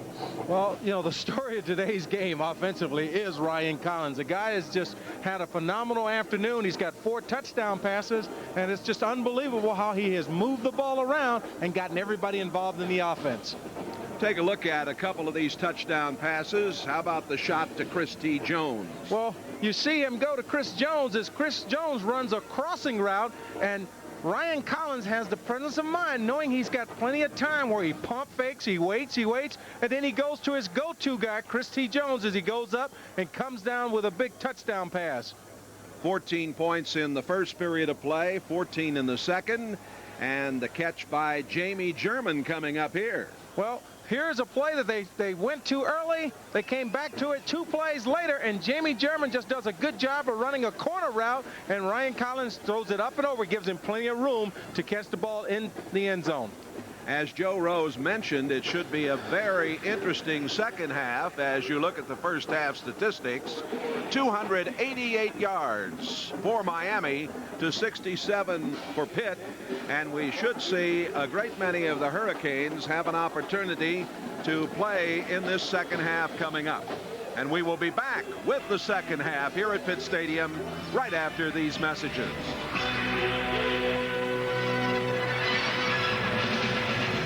28-0. The Hurricanes have the lead, and let's go again to Joe Rose. All right, enough. Okay, I got it. I know what you're saying. Well, I've got more important guests, barely more important. I know I'm trying to be fair here. I have Sid and Marianne Cassidy with me. Now, this is kind of a unique situation. This is a brother-sister combination. Swimming coach at the University of Miami, Sid. Marianne's now at Pitt. They had a meet against each other today. First of all, I hope it wasn't outdoor. No, it was definitely an indoor at Trees Pool. Now, it's got to be kind of neat for you two to get a chance. You swam together as coaches for 6 weeks this summer, and now you're together competing against each other. Is it kind of neat? It's got to be neat for both of you. Yeah, it was great. It was a real exciting meet for us. We really enjoyed having the University of Miami come up and swim us up here. And everybody gets to go to the game afterwards. So. Now, have you adjusted to this type of weather in November? I'm getting used to it. It's not something you just can handle right away, but it's going to be a long process. Did you take it easy on your sister today? I did not take it easy. As a matter of fact, they won the meet on the last event. It was a very exciting meet, and our swimmers and divers performed real well. And Pittsburgh has long been the dominant force in Big East swimming, so we were real happy with the outcome in each individual event. I'd like to see the team outcome a little bit more on our side when we come back for the conference meet. Well, we want to thank both of you for taking just a couple minutes. Good luck to both of you, and we hope you have a lot of wins this year. Thank you very much. Thanks a lot, Joe. Okay, back up to you guys. All right, and Barnwell's kick goes out of bounds. Went out at the 8-yard line. It'll be brought up to the 35. And Pitt will start from there. Pitt won the toss to start things, deferred, and took the kickoff to start this second half.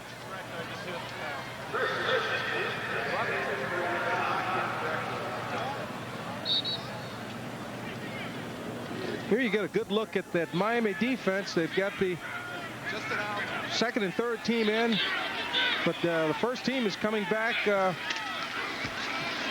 And Rohan Marley's on the blitz, and Ryan never saw him. He never got the saw job him. done, didn't he? Wow, he was in there quickly. Miami comes out first play and comes with a weak side blitz, and Rohan Marley puts the hat on John Ryan as he's looking downfield to his left. He comes out play action. He never has a chance to look back to his right until Rohan Marley gets there. Ryan was 7 of 11 for 67 yards, no touchdowns, and an interception. There's Mr. Marley. Small guy at 5'8", 205 pounds, but he packs a big punch.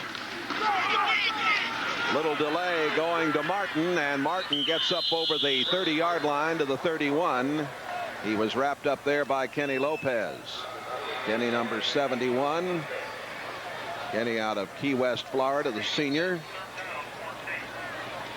When you look at Curtis Martin run, you can see why the Pitt Panther football team is excited about this young back, because he has that broken field ability that, you know, he finds the crease in the defense where he twists and turns for 4 or 5 yards every time he's got his hands on the football.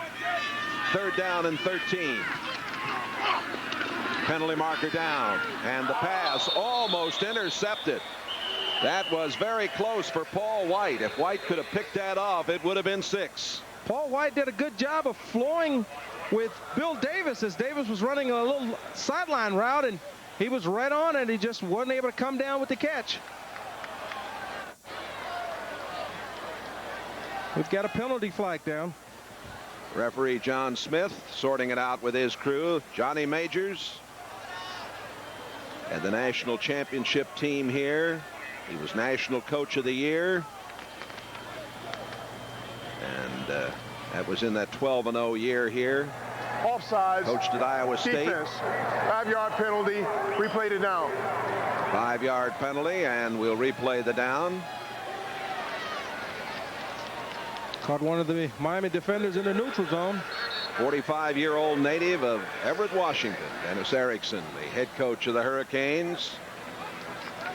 3rd down conversions. Miami 7 of 9, as you saw, and Pitt hasn't had very much success. They are facing 3rd and 9. Pass goes out to Martin, and he has got the first down. Martin out to midfield. Robert Bass, 49, leading the way out there among the Miami tacklers. As we go back and look at the instant replay end zone view here, you see Ryan just tries to get the ball out to Curtis Martin in the open field. Dexter Siegler doesn't do a good job of wrapping up, and they weren't able to get Martin down. And just poor tackling by the Hurricanes.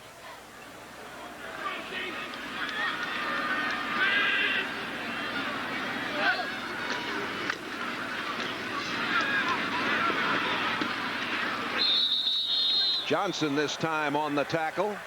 Martin getting it again. He might have got a yard. Darren Crine, 91, also in on the tackle for the Hurricanes. Opening moments of the 3rd quarter. Miami up 28-0. Wayne Johnson, 94. He is a Pennsylvanian from over in the eastern end of the state, from Bethlehem, Pennsylvania. Came out of Freedom High School.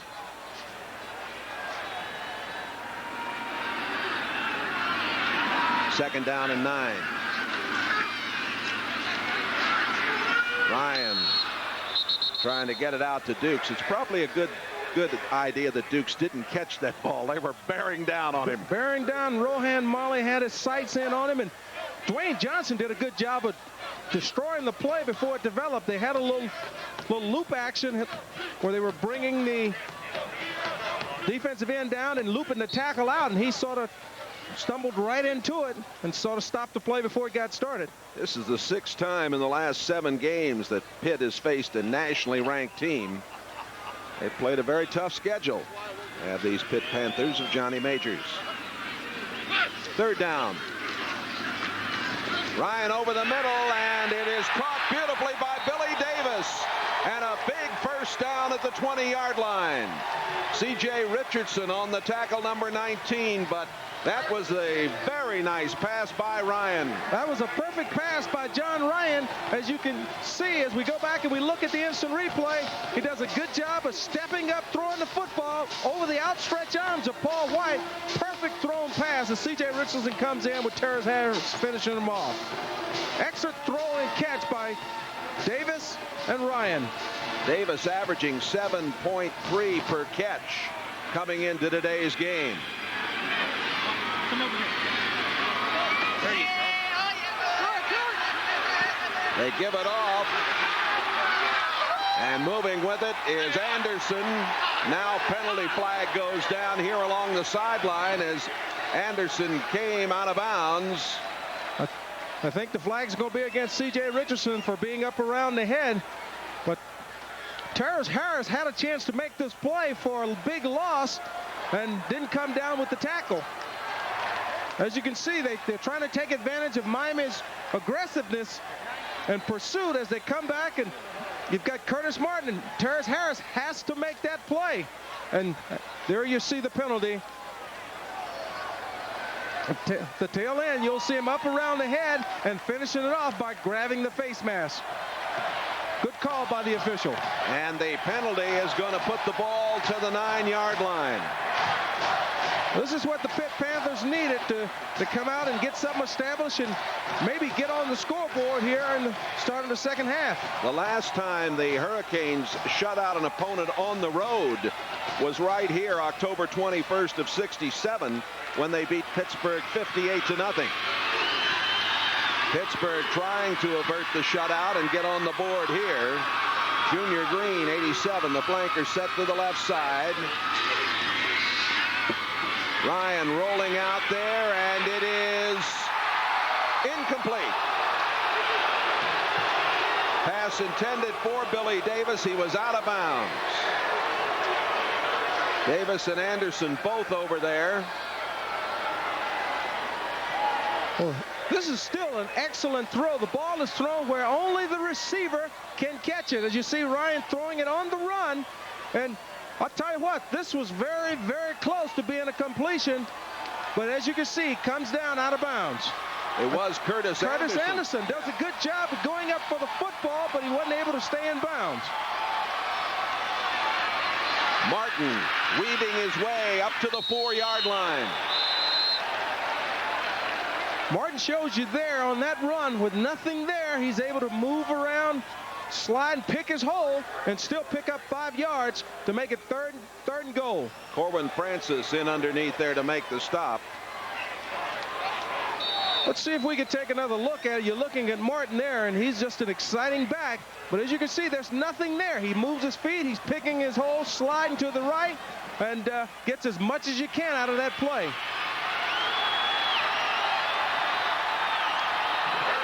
Third down from the 4-yard line.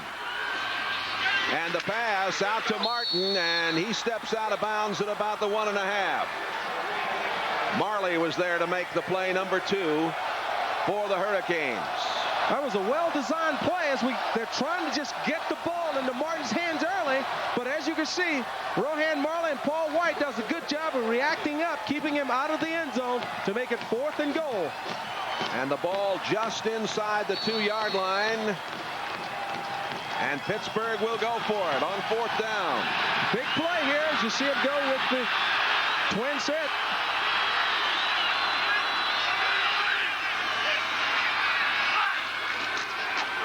Ryan handing it off to Martin. Nothing there. Nothing there. Ran right into the strength of that Miami defense with the linebackers coming. And you see Corin Francis, Robert Harris, everybody right there to make the play. That was surprising, Jay. I expected him to come up instead of going with the straight T. And as you can see here, looking at the instant replay, there's just nowhere to run. Miami gets great penetration. Not Martin they were trying with that time. They were trying to go with the big back, but it just didn't work. But I thought that with the ability they've had of running the football versus throwing the football, they would have came out and tried to go with a run-pass option with John Ryan and maybe get it to one of the backs out in the flat, make Miami have to cover the whole field. With Miami leading 28-0, 11 minutes remaining in the third quarter, we'll take this timeout. It's just kind of an annoyance. And I'm just too embarrassed to tell him about it. Braun Flex Control, the first electric shaver with a pivoting head. It automatically adjusts to every contour of your face. Flex Control from Braun, the last word in shavers. For me, the ideal shaver would give me a nice close shave and can get into those tight, troubled areas very easily. Platinum-coated twin foils and dual cutter blocks automatically adjust to give even the difficult areas of your face Braun's most comfortable and closest shave ever. Now, for only 4 easy payments of $32.50, you can have the original Braun Flex Control with pivoting head in chromium-plated or black matte finish. The best shave I've ever had. I think the Braun shaver would be a great gift. Call 1-800-308-4100 now. And for only 4 easy payments of $32.50, the Braun Flex Control shaver with deluxe travel case can be yours.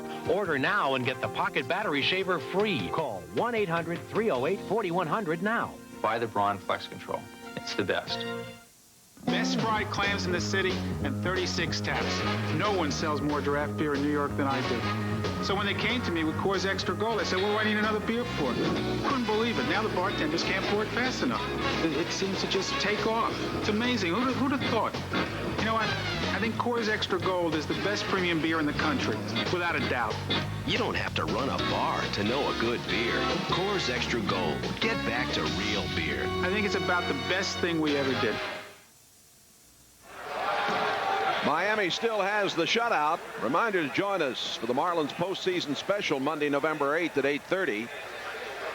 We'll recap the excitement from the Florida Marlins inaugural season on Sunshine Network. Gary Carter will be joining me. We hope you'll be with us.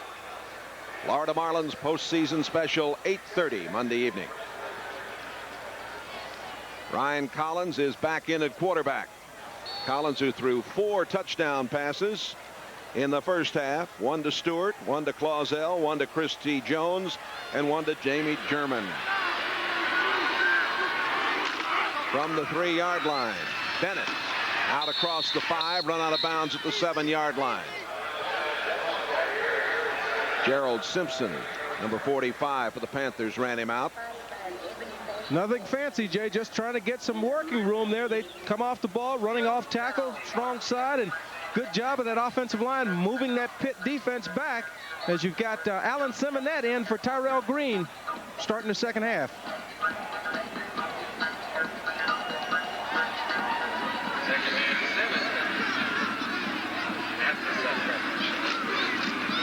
Stewart this time, who just came in for Bennett, crossing the 10, short of the first down.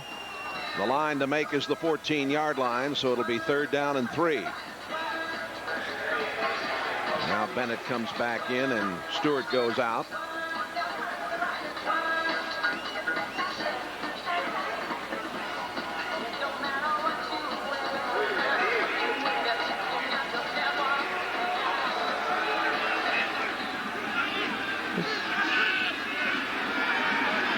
Third down and 3.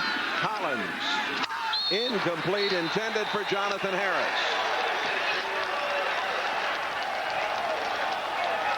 That would have been a difficult catch, as you've seen Jonathan Harris try to spin around and come down with the reception. Ball's a little bit behind him, and we've seen a couple tosses like that today from Ryan Collins. There you see Jonathan Harris trying to do a pirouette and catch the football at the same time. Wasn't able to come down with the grab. Chrissy to do the punting, standing in his own end zone. Jay Jones downfield, lets it bounce in front of him. And it gets a good Miami bounce all the way down inside the 30-yard line. And Jay Jones made a mistake that time. That was a big mistake. You've got to come up, fair catch that ball. You cannot allow to give up that kind of field position when your defense has done a great job of holding them in there and pinning them back. Johnny Majors back here for a second stint coaching and the University of Miami this season. The victory over Boston College and then the win against Virginia Tech and the big victory out at Colorado. Victory over Georgia Southern and the 28-10 loss to Florida State. A big shutout of Syracuse and 42-7 over Temple.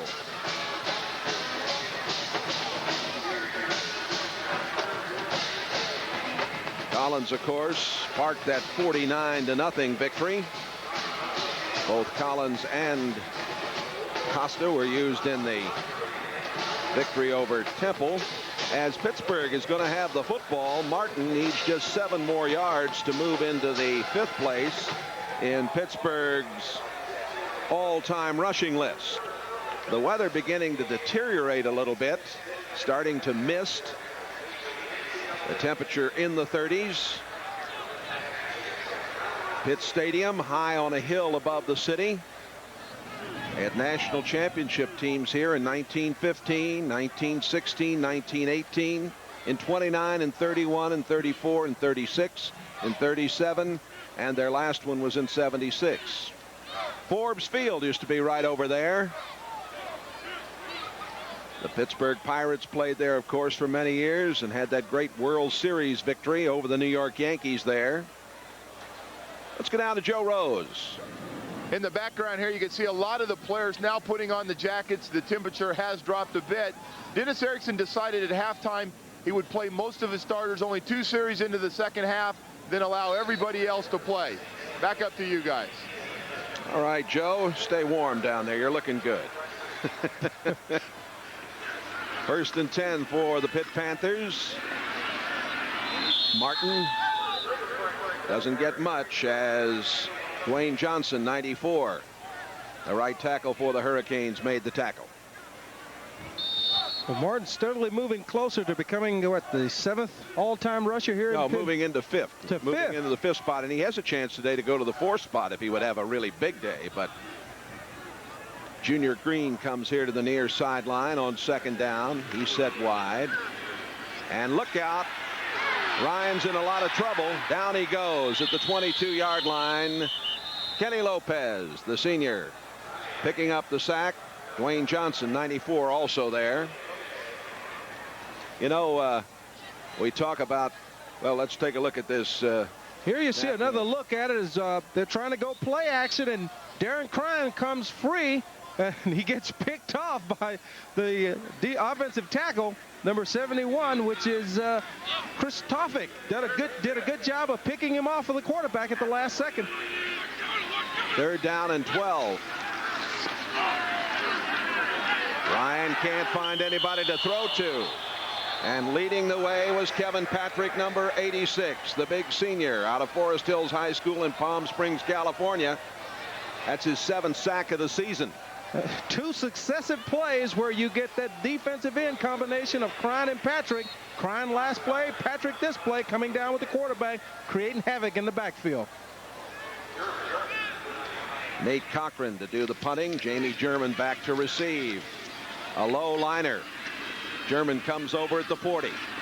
Steps up at the 45, midfield, down to the 48-yard line.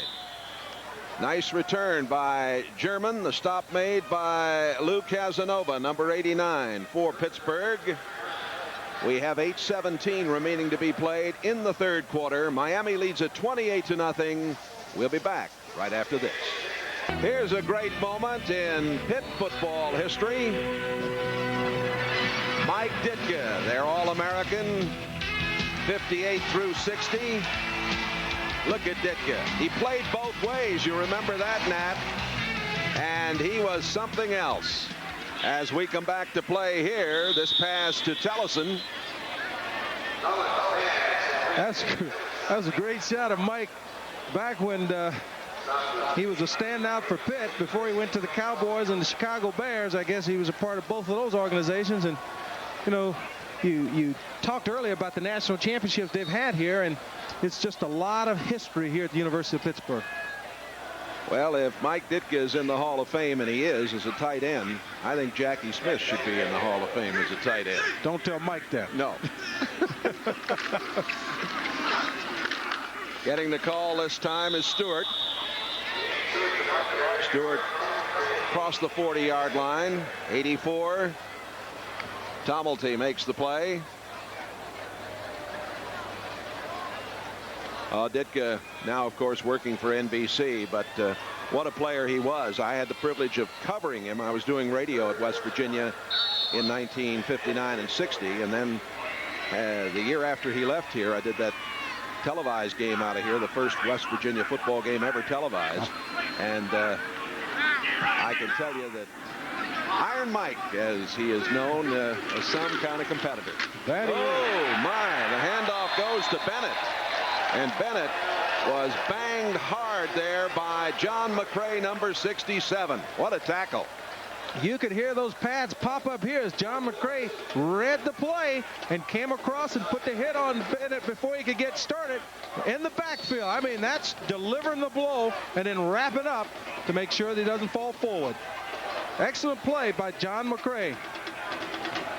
On 4th down and 2, Miami goes. Collins is called an audible at the line of scrimmage. And he calls on Stewart, and I don't think he got it. No, he didn't. And Pittsburgh may be down 28-0, but their defense is fired up, led by Gerald Simpson, number 45, on the stop. Gerald Simpson was able to get upfield and hit James Stewart before the play developed and didn't allow him to bounce off for the first down. That Pittsburgh defense has come out the second half. I don't know what Coach Major said in the halftime to fire them up, but they're coming out playing tough football. Let's see if we can take another look at it. As you see Ryan Collins checking off, gives the ball on going left. Good blocking, but he just does a good job of beating the blocker and getting upfield before the play developed. Let's give Gerald Simpson another notch of standing in there when the going is getting tough. The weather's starting to get a little bad, and instead of quitting, the Pitt defense, Gerald Simpson leading the way, making big plays. Well, there are single game tickets available, of course, for the Hurricane games at 1-800-GO-CANES, and hope many of you will be on hand next Saturday at the Orange Bowl at 4 o'clock in the afternoon. Homecoming. And the Scarlet Knights of Rutgers will be in the Orange Bowl. Rutgers on the 13th. Then Miami goes to Morgantown, West Virginia to face the Mountaineers on November the 20th and ends up the regular season against Memphis State November the 27th. You know, Jay, people used to tell me when I played that when you came up to the north or the Midwest and you played in this kind of weather, this is supposed to be good football weather. I'm here to tell you, it wasn't good football weather then, and as a broadcast, it's not good football weather. Well, let me say this, you know, it never does any good to complain about the weather, but what about the fact that some people say some teams are better in cold weather than others? You take any credence to that statement? None whatsoever. Both teams are cold. You never get conditioned for it. All right, that time it was Billy West for the Panthers. West getting it out to the 44-yard line. In underneath the pile, number 94. To make the play, Dwayne Johnson. And also C.J. Richardson was there. Clock running with 5:40 remaining. It has been a scoreless third quarter to this point.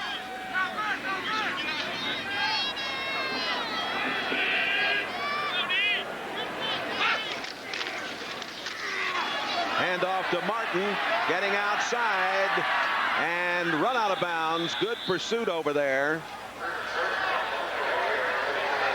Dexter Sigler, number 34, and now a little shoving match going on. There is Costa warming up. Well, Joe said earlier that Coach Erickson was only going to give the starters 2 series, so we can expect Frank Costa to come in to start the next series. There's a picture of him warming up on the sideline. And Martin now has moved into the 5th spot on the all-time rushing list here at Pittsburgh. There's the Panther and the Pitt cheerleaders. 3rd down and 1.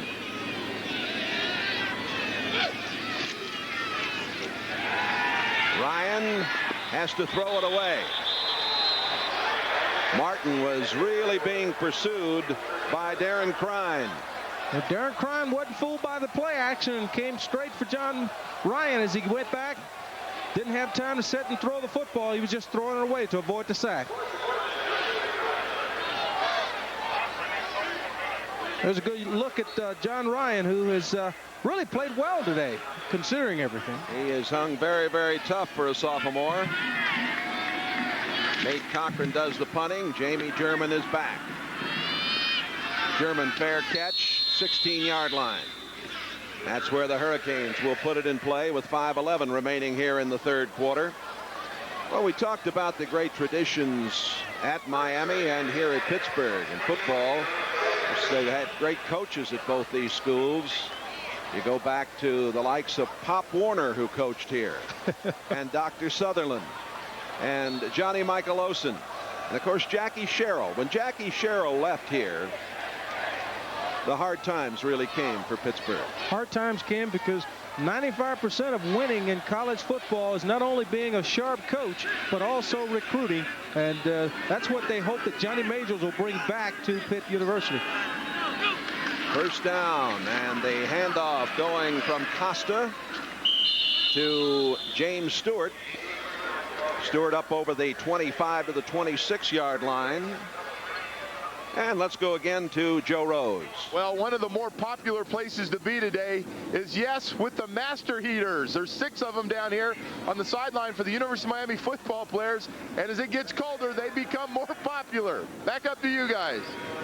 Well, that's a nice commercial for that Master company. Only person we see, though, is Joe Rose by the heater. Joe seems to be very warm at this point in the proceedings. 2nd down and 1. Bennett, 1st down, out to the 34-yard line.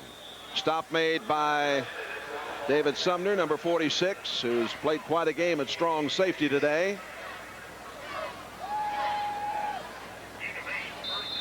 That front line of Miami is starting to come off the ball again and pushing the defensive front around. And as we saw there, Larry Jones had an easy time of picking up 5 or 6 yards because there was a big hole. I think I said it was Bennett. That was Jones. Jones is 23, Bennett 33.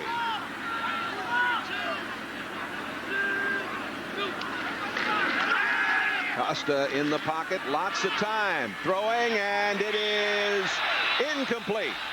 The catch made by Marcus Wimberly, number 88, but he was out of bounds on the white stripe over there.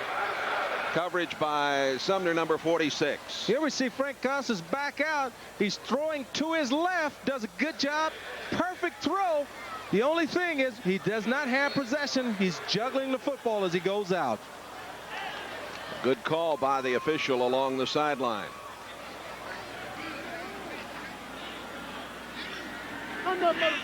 On 2nd down.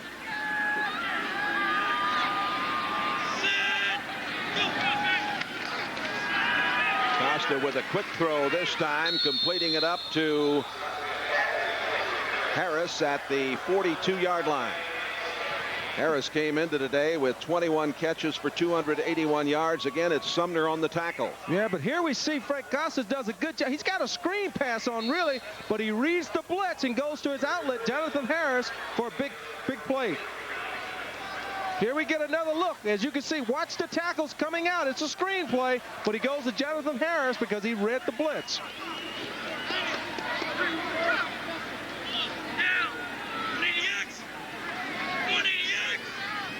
Third down and 1. Stewart has the 1st down. Crossing the 45-yard line. Whaley, 24, the free safety, made the tackle. There's a lot of hitting going on down in the trenches because Pitt did a good job of just standing up that offensive line, and Stewart did a good job of picking his hole, sliding back to his left to pick up the 3 yards for the first down.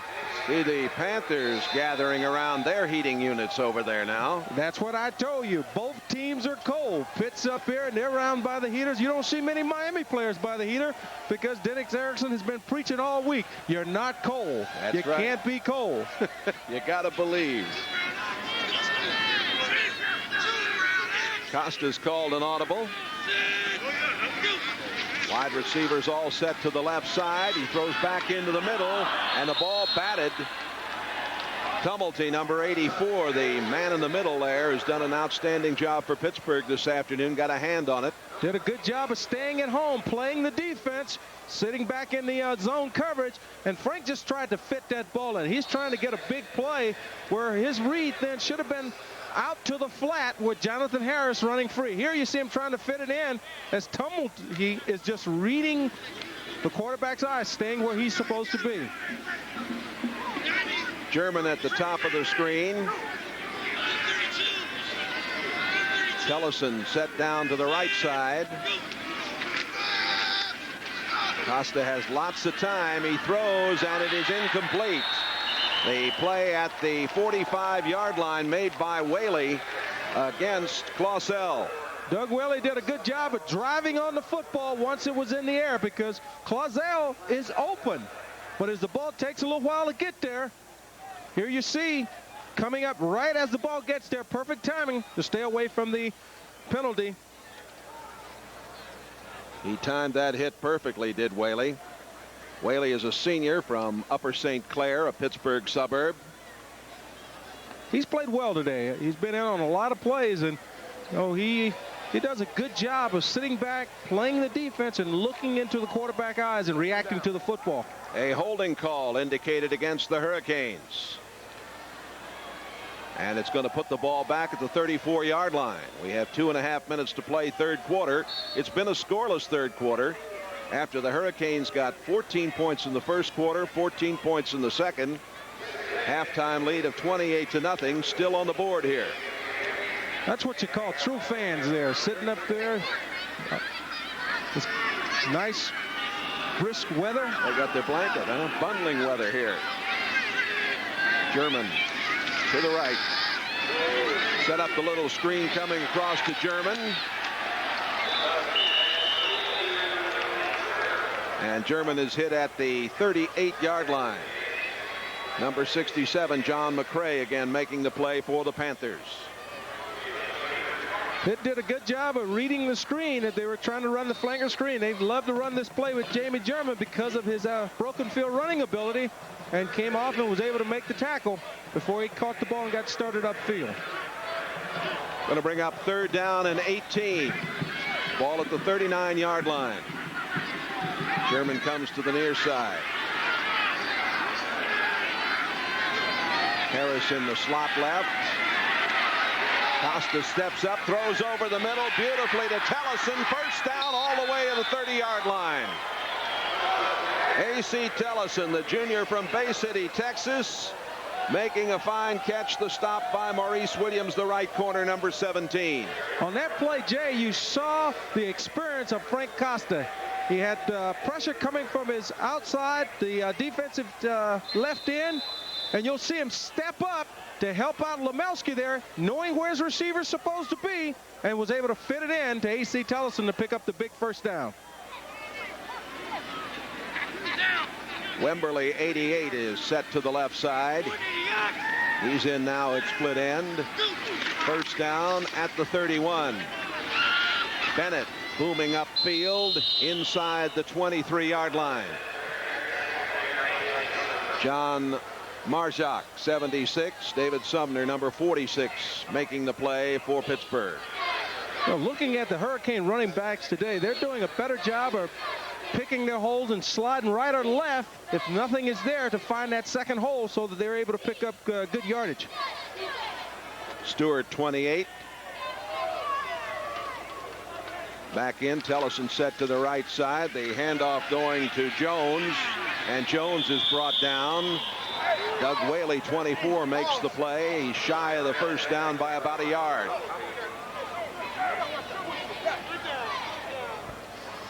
Here we see Pitt's defense coming off the ball, not allowing the offense to get upfield.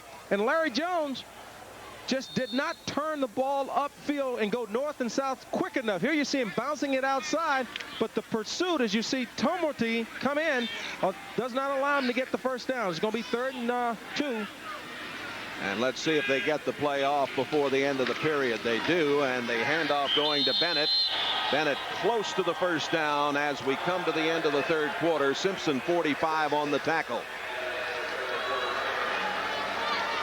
3 quarters by the boards here at Pitt Stadium. A scoreless 3rd period. Miami leading 28-0. Back with the 4th period after this.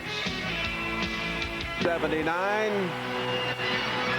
And there's just one of many touchdown tosses that man has made.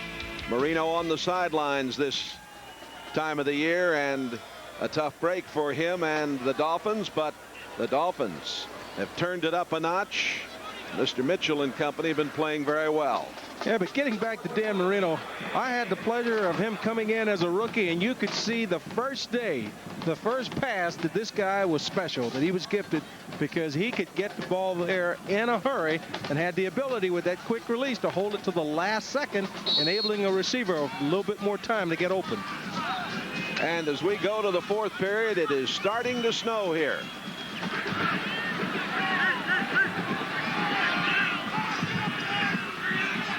Fourth down and 1 at the 22. And banging up the middle and hurdling for the first down, Derek Harris, number 40.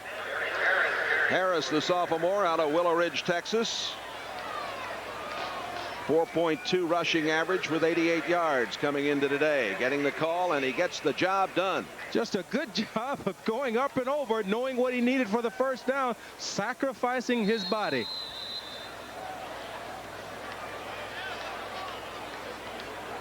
Light snow beginning to fall here in Pittsburgh. 16-9 the first downs this afternoon. Miami leading 28-0. Costa, look out. He tripped coming out of there with the ball, and it was Tumulty, 84, who gets the sack. Their leading tackler. Pitt comes on the blitz. As we look at the screen, he trips on the foot of the center, but Tumulty, as soon as he regains his balance, is there to make the hit. He was the Big 8 Rookie of the Year, Tumulty, and then had to sit out with that injury last season. Coming back strong. Here's another view of it. As you see him come clean, there's no one blocking him. No one picked up the blitz.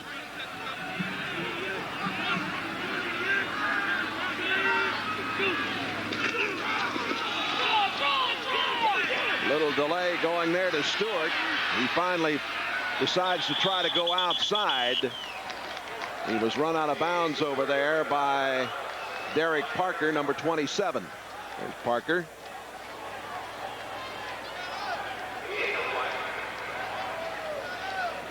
Here we see, as we go back, we're trying to run just a little draw there, but he runs into his own guy, Alan Simonette, and then he says, let me get out of here. So he's heading for the sidelines, but there's just no way to get turned upfield as Parker came in and forced him out of bounds. Ball at the 25-yard line.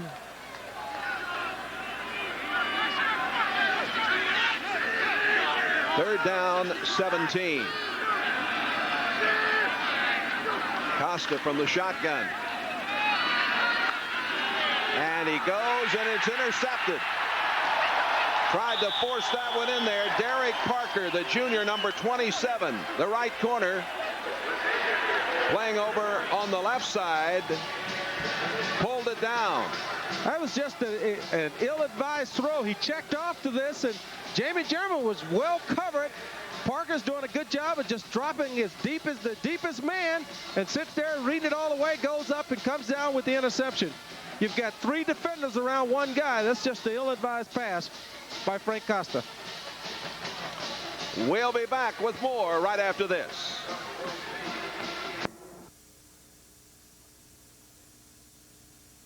Miami leading at 28-0. We invite you to join host Tony Segreto for the Dennis Erickson Show on Sunday, November the 7th, 10 a.m. All the latest scores, the highlights of Hurricane football. Hope you'll tune in here on Sunshine. 1st and 10 from the 19-yard line. Ryan over the middle. Penalty markers go down.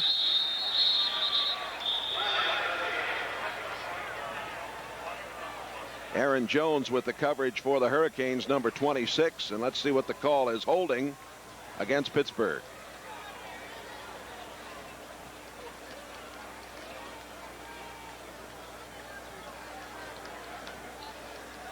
And we'll see what they're going to decide to do as we have this holding call. Here's a look. Here you see number 45, Twan Russell, being held by Kristofic as he comes around the corner. And the penalty stepped off. Let's go down to Joe Rose. Just an injury update real quickly. 2 players have not played in the second half. Offensive lineman Terrell Green has not played, and James Burgess both have bruised shoulders and did not and will not play in the second half. All right, thank you, Joe. And the ball backed up now to the 6-yard line. Hit deep in a hole. 1st and 24.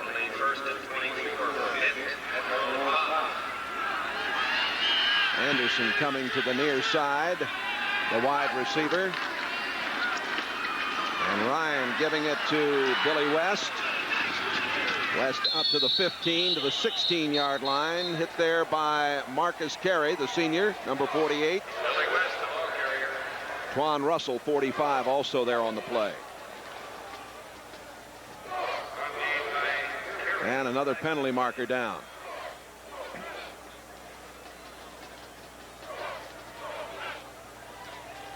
Face mask is the indication from referee John Smith.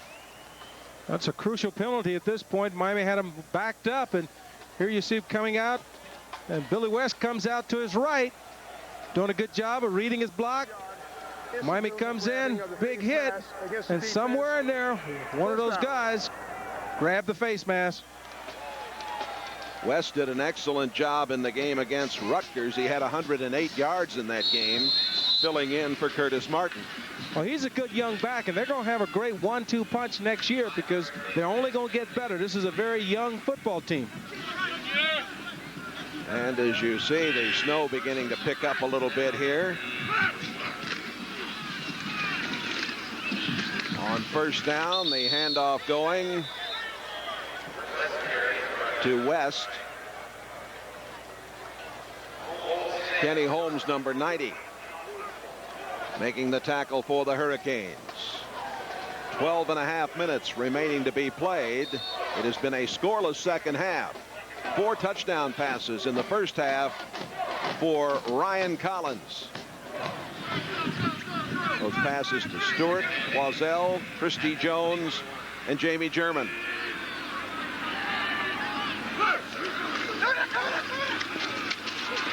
Ryan's in trouble, and down he goes, and it was Kevin Patrick, 86, that got him first. Kevin Patrick, Patrick Riley, that entire Hurricane front 4 is now starting to put pressure on John Ryan every time he goes back to throw the football. As we take another look at it, you'll see Kevin Patrick at the top of your screen as he beats Kristofic, comes around, gets a hand on him, and just refuses to let him go as he gets a one-hand sack. That's pretty strong. The strength of this Miami defense beginning to shine here in the latter stages.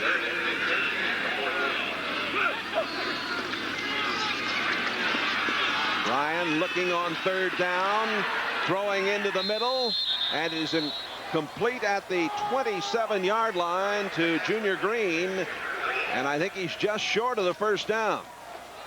Just short of the 1st down, but John Ryan did the smart thing. He could have came out running with the football, but he knew that he would not be able to run for the 1st down, set his feet, and threw the ball back against the grain to Junior Green.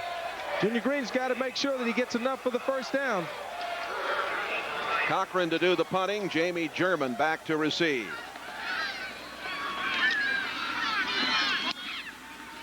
A wobbly kick. German's going to let it go. Inside the 10, inside the 5, down to the 2.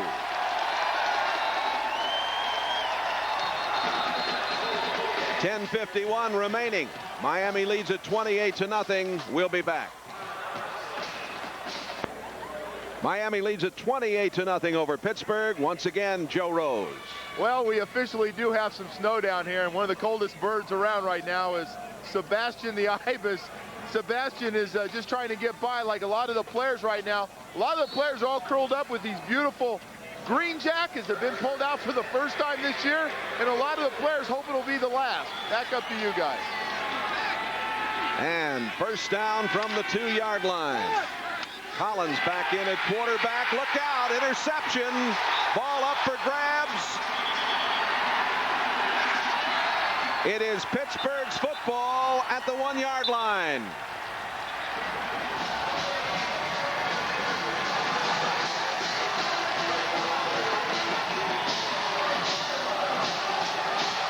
It looked like Mike Halpin, who maybe came up with it here. The ball batted. It is Tony Reardon who came up with it. Tony Reardon just did a good job, once again, of sitting back, reading the quarterback eyes, and then slapping the ball, batting the ball up in the air, and then having enough athletic ability to react and come down with the interception himself. Timeout.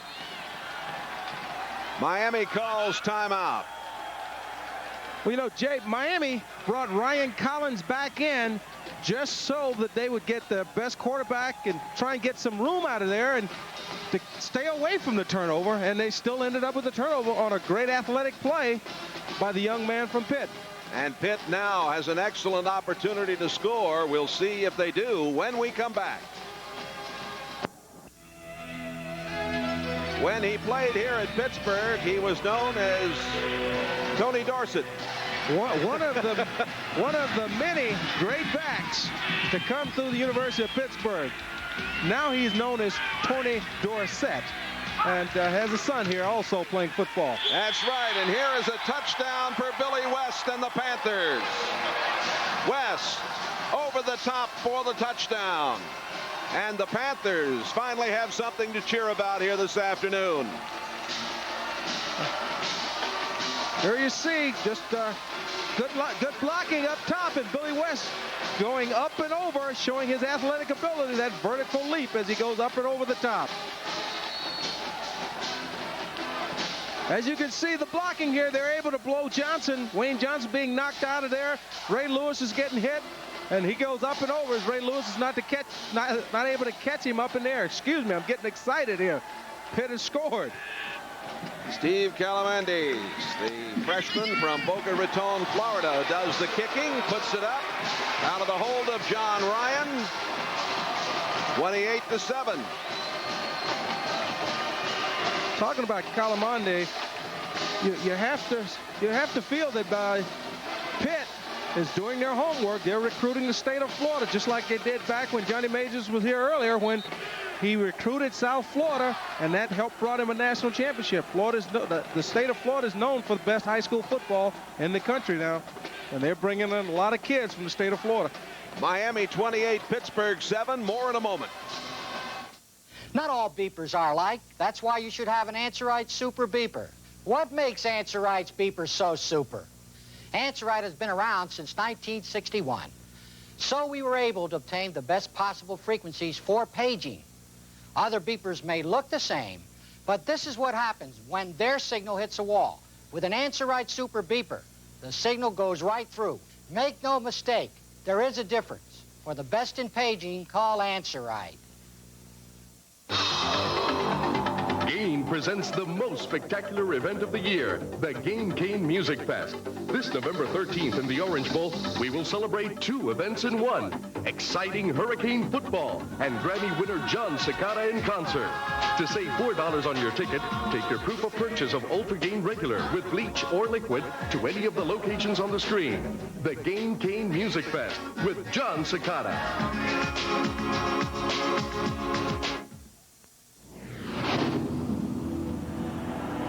Looking for some real flag football action? Play action! Dig! Dig! Competition only the NFL can provide. Let's go with the ball, baby!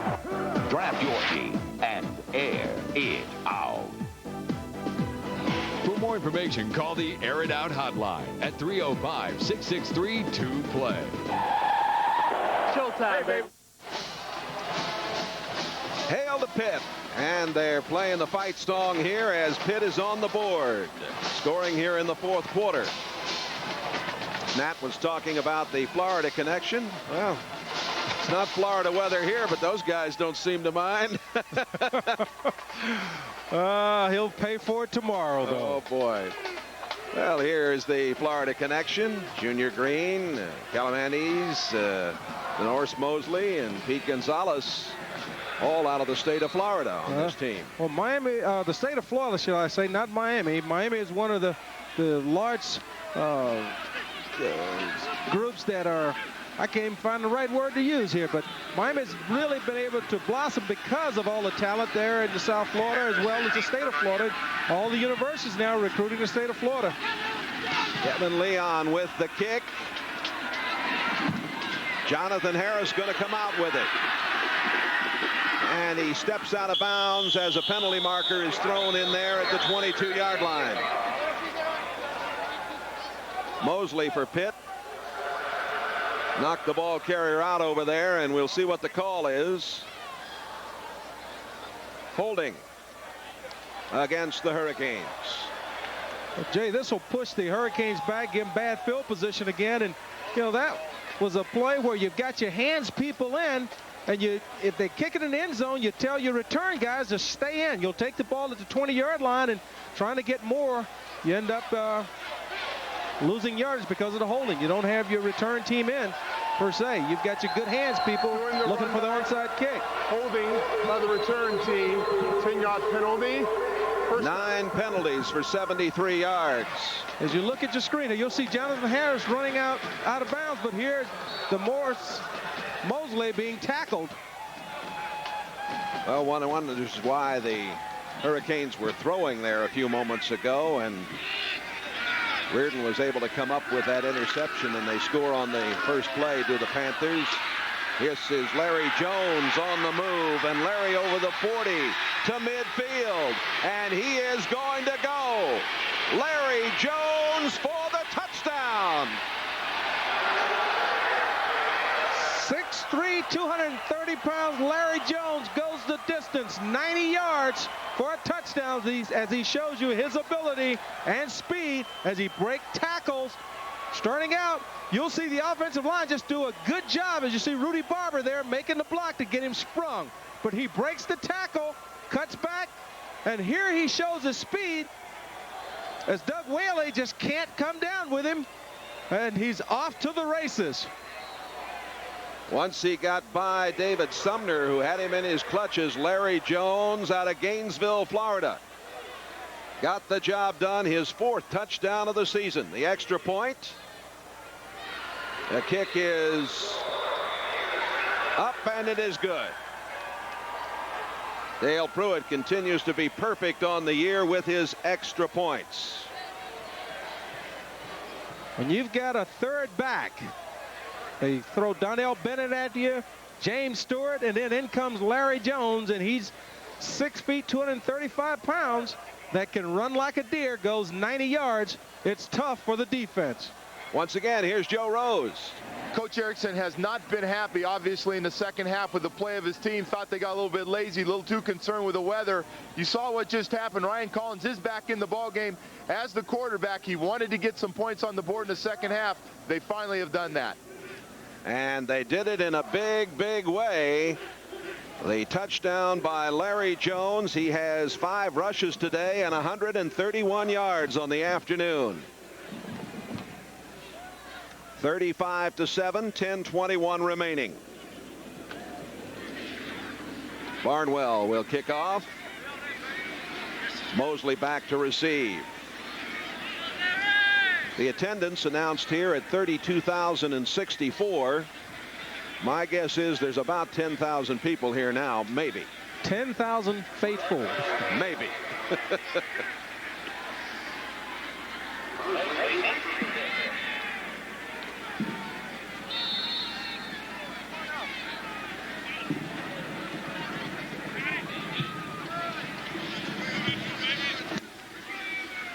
A A short kick, and Mosley coming up to take it at the 17.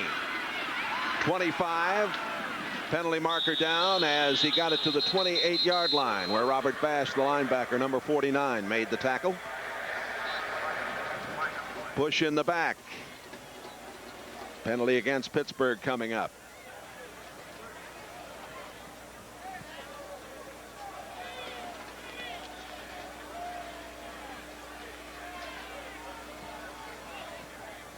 Here we see another look at the TD as you look at the low angle level, as you see Larry Jones just stepping through tackles. And here Doug Whaley has a chance to bring him down, and he gives him that little stiff arm and pushes off. And then he's off to the races. Great individual effort by Larry Jones as you see him going 90 yards for the 6. Even though he looks like he's running out of gas a little bit there, Jay. Well, he got the job done. 1st and 10 from the 11-yard line for the Panthers. John Ryan has been their quarterback throughout the entire afternoon. And this is Billy West. West hit by Kenny Holmes, number 90.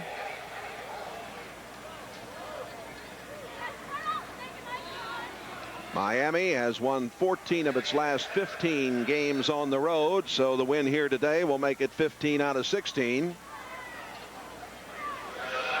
Well, there's that scoring drive after the interception.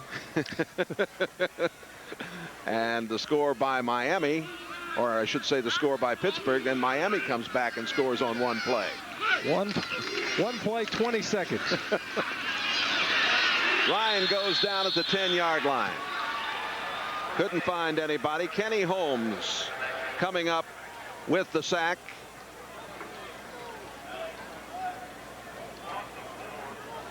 Holmes has really been very, very impressive for a freshman.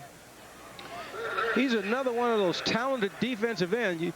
You look at Kevin Patrick, you look at Darren Crine, Baraka Short, who's not here today, Corey Hardy, and then you got Kenny Holmes coming off the bench. They've got a wealth of talent at that defensive end slot. 3rd down and 10.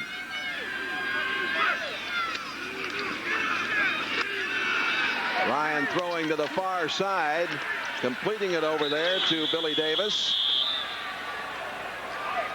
Davis hit down by Aaron Jones, number 26. And it's punting time for Pittsburgh with 8.5 minutes remaining in this game.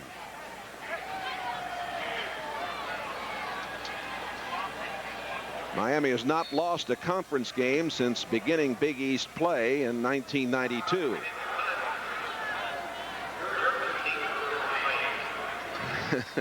You think he's cold? Sebastian. A little cold. Making the catch, German. Trying to get to the near sideline. He does. Turns the corner at the 40 and down to the 33-yard line. Nate Cochran, the man who did the punting, made the tackle. German comes up limping just a little bit. Also in there was Mosley for Pitt.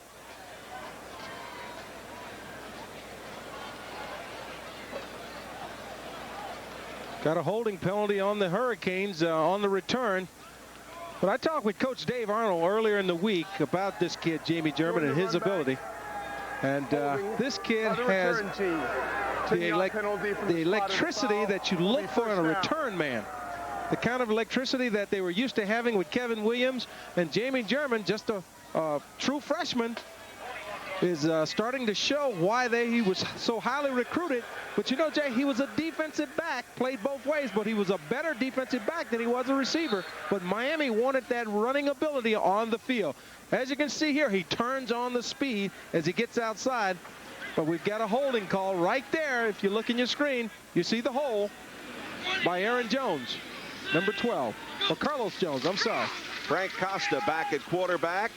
Throwing and incomplete. The pass intended for Gerard Daphnis, the freshman, number 82, who has caught 2 for 19 yards this season. He's getting a chance to play this afternoon.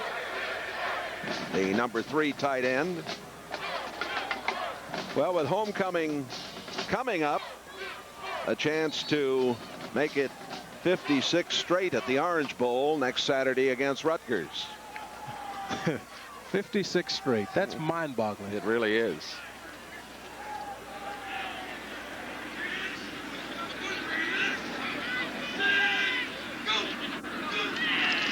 On second down, Stewart trying to bounce outside.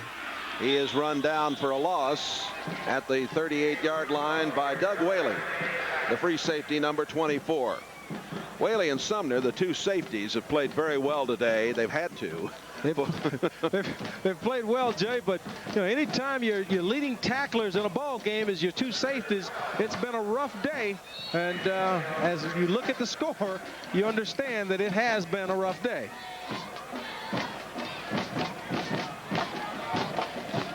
I'll tell you, the last play, James Stewart tried to bounce it outside, and you like for all young backs to realize that at a certain point you've got to turn it upfield. You can't run east and west. You got to go north and south, and he ended up losing a couple yards.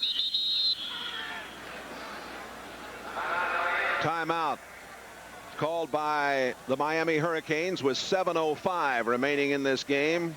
Costa going over to talk things over with head coach Erickson, and we'll take a timeout with the Hurricanes leading it 35-7.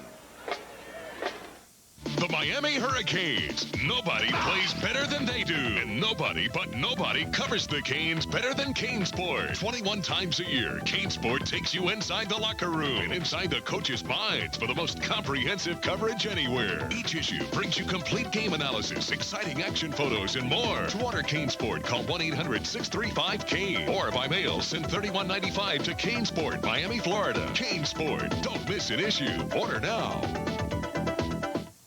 Hey, football fans, get pumped up for a fantastic season with Paul Football Kennedy. Every week, Paul puts you in full contact with your favorite fans on the Miami Dolphins Monday Night Magazine. Get frank with the fans by phoning in your thoughts and questions. I'm Paul Kennedy. Don Shula's quest to become the NFL's all-time winningest coach takes his team to New York this weekend.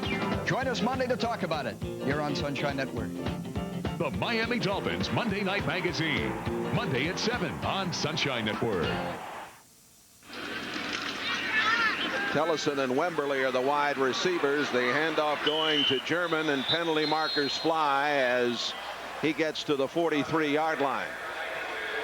And all of a sudden, it seems like we're getting a penalty on every play. Yeah, the game's gotten quite sloppy, and seemed like this game will never end. As I think that was Parker that came in and is guilty of the face mask. As Jamie German is able to slide off and make him miss, so he just grabs on and holds on, and is guilty of a face mask. Derek Parker, you saw him, the face mask call. Will be tagged on to the end of the run. First down. Be a first down as the ball is placed at the 42-yard line. This is the time as a player in the ball game, and if you're one of the University of Miami players, especially at offensive line, you're saying, Frank, keep it on the ground. Keep that clock rolling. Don't check off. There's a look at Sebastian looking for somewhere that he's trying to find a snowball.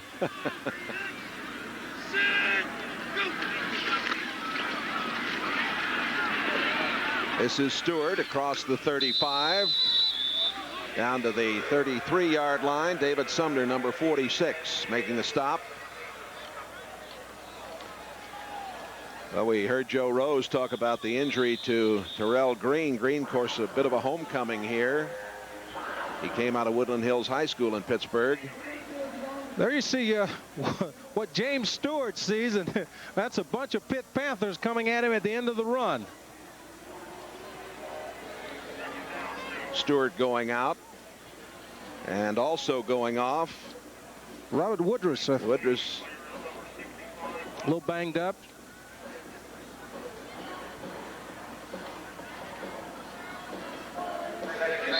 Hope none of these injuries are of a serious nature. Apparently not, just some nagging type injuries. Well, coming in here, talking to Coach Erickson, he really don't like playing on the artificial surface, because it's, that's where you get all banged up and bruised. You hit that hard turf. Costa goes down, and leading the way is Reardon, Tony Reardon. Tony Reardon, number 95. Reardon, just a sophomore. Well, this turf, and I know you were down earlier, Nat. This turf has been here a long time. It's pretty hard. It's pretty hard, and the padding is sort of worn out. Yep. As you see Reardon coming in for the sack. And you know, the turf is gorgeous and it's beautiful and all these things, and they say it makes you a little bit quicker, but it really puts a pounding on the players. I wonder if Johnny Majors might not try to go to grass here. Be interesting. There's some thought about it, I guess. One of his friends was telling me he's thinking about it. Well, you're finding that more and more in college football, where teams are tearing up that artificial surface and going back, putting in grass so that they can preserve these young men's knees and shoulders. Hurricanes couldn't get the ball off in time. 5-yard penalty stepped off, putting it back at the 44.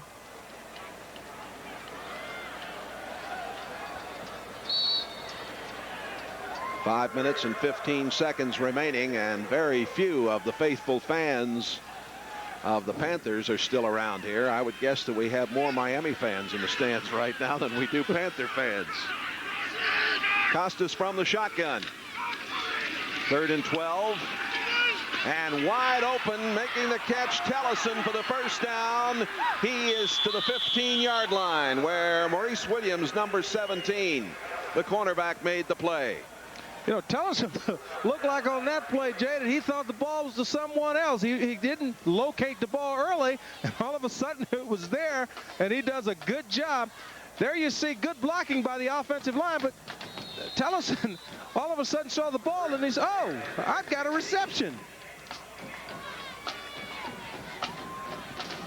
First down at the 16-yard line. There's AC out of Bay City, Texas. Harris, nothing there. Harris stonewalled. Leading the way was Hayes Clark, the linebacker, number 43. Harris, number 40. You see him there. Out of Willow Ridge, Texas, the sophomore. Played linebacker last year, Jay. He was a linebacker. They asked him to move over to the offensive side of the football to give him some depth at the fullback slot when they were thinking of going to the two-back. And now he's the fourth back, and it's hard for him to get some playing time. 2nd down and 10. Out it comes to Stewart. Stewart knocked out of bounds. He got near the 10-yard line before the play was made over there.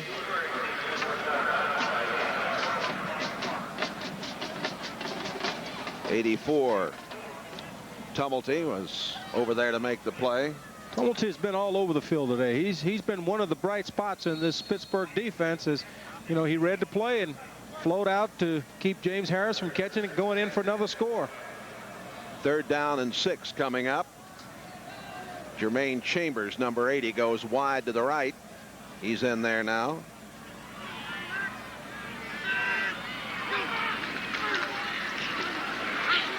And they throw, and it is incomplete.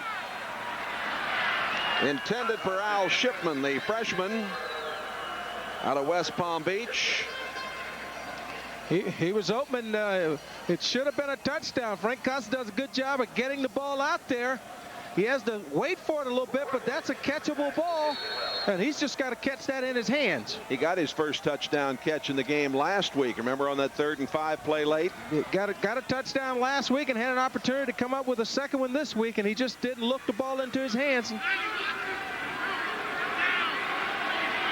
4th and 6.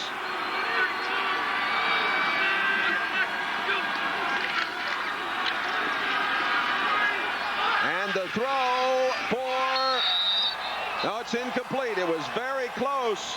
Marcus Wimberly was out of bounds. 2 officials right there on the call. Good throw in the back of the end zone. The ball just hangs up a little too long as he throws it early.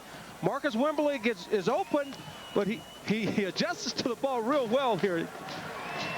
But the thing, he does not have possession as he goes out, and the official right on the call. Good camera work there. And here again, Joe Rose. Warren Sapp has a bruised knee in the first half. He did not return in the second half. He could have played. They decided to keep him out. Ricky Perry behind me also has ice on his right knee. He will not return and has not played very much in the second half. They'll both be fine for next week. All right, Joe, thank you much for updating us on those injuries. We have 3:49 remaining to be played. And Ken Ferguson, number 28, sophomore quarterback out of Arlington, Texas, a Dallas suburb, is now at quarterback. And in the backfield now, we have Miles Davis, number 2, as a running back. First time he's been in the lineup this afternoon, and he gets the call, brings it out to about the 9-yard line.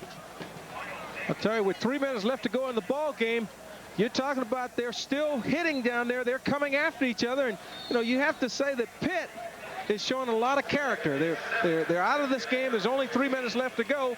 But already Johnny Majors' effect is starting to take charge. There's no quit in this Pitt Panther team. Well, they have high hopes for a new beginning here for Johnny Majors' second time around in Pittsburgh. Little delay, and this is Davis again.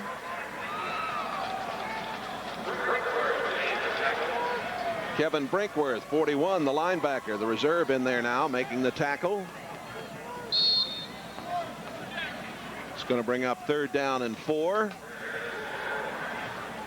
Johnny Majors saw the Hurricanes come up with 4 scores in the first half. The touchdown passes, Collins to Stewart, Collins to Clausell in the first period, then Collins to Chris T. Jones, and Collins to Jamie German in the second period. Hurricanes led 28-0, scoreless third quarter.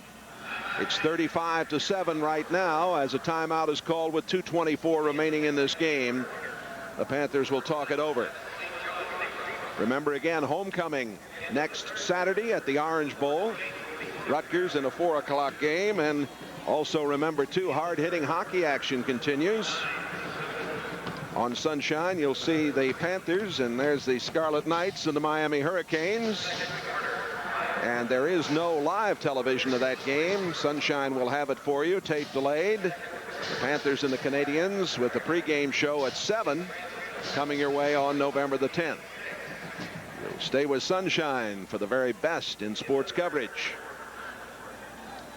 And it's been great being with you this afternoon. Good to see you again, old friend. And I know you'll be looking forward to that game. Eric Reed rejoining you next week, of course, for the action. And then the following week, a tough assignment.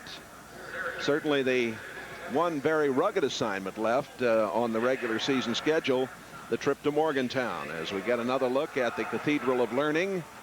It is the signature building here on the campus of the University of Pittsburgh.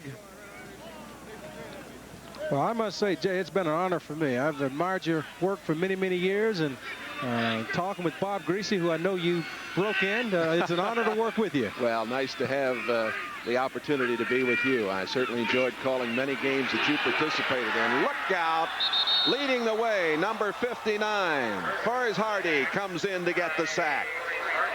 That's his second sack today, and, you know, he came untouched.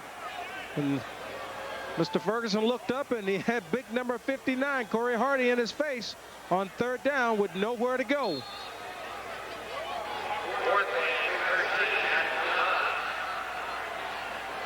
Nate Cochran is on to do the punting.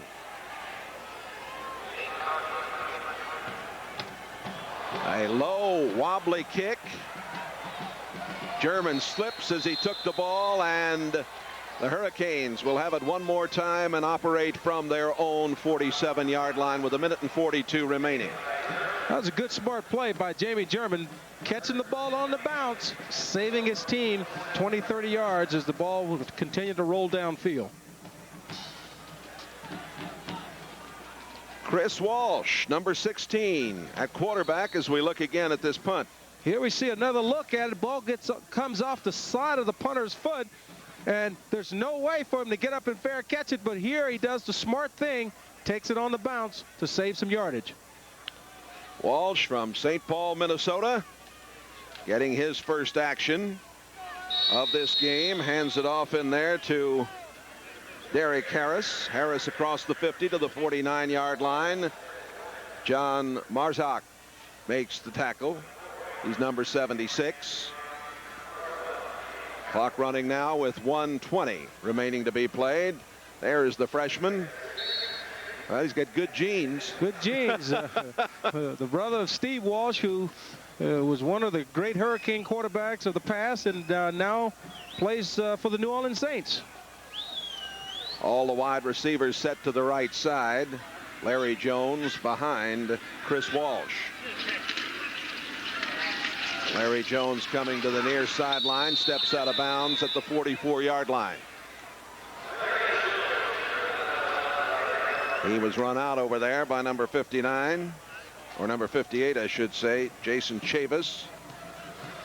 Executive producer, Sunshine Network, is Dave Olmstead. Our senior producer, Tom Hastings. Producing today's game, Jeff DeMoss. And our director, John Liu. Thanks to all the crew who brought you the sights and sounds on this cold afternoon. Appreciate very much Mr. Ron Wall's help, the sports information director at the University of Pittsburgh, and all of the folks, of course, in the sports information department for the University of Miami. Derek Harris inside the 40-yard line. Wrapped up by Tumulty, number 84. Next week, Pitt will meet Boston College here next Saturday. And, of course, we've talked about homecoming at the Orange Bowl and the Hurricanes' opportunity to make it 56 in a row at the Orange Bowl. As they say back in Miami, the bowl will be rocking.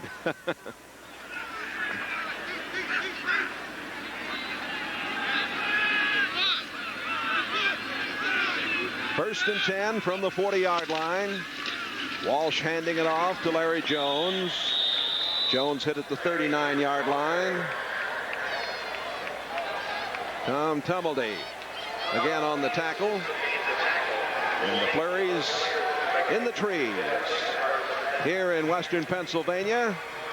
As this game comes to a close, the Hurricanes, with 4 touchdown passes from Ryan Collins in the first half, win it 35-7. Dennis Erickson and Johnny Majors shaking hands. We'll return right after these messages. Would you play golf with this broken club? It could make you a better golfer than you ever dreamt possible. Hi, I'm Al Geiberger, and I found an amazing golf club that can help you hit them longer and straighter. It's called the Medicus. This unique hinged club monitors and grooves your entire swing. Come back too fast or use the wrong angle, and the Medicus breaks down to let you know it. Swing correctly, and it works just like an ordinary club. Use it in your backyard. Take it to the driving range. Even use it on the golf course. Medicus forces your club head into the right position. It'll take strokes off of your game, and I promise you it'll improve your swing and you'll hit it further. Medicus is yours for 3 easy payments of only $33. And if you call now, we'll send you this Medicus instructional video free. It's guaranteed to work for you, so order your Medicus today. To order Medicus, call 1-800-652-2112 for only 3 easy payments of $33 plus $7.50 shipping and handling. That number is 1-800-652-2112.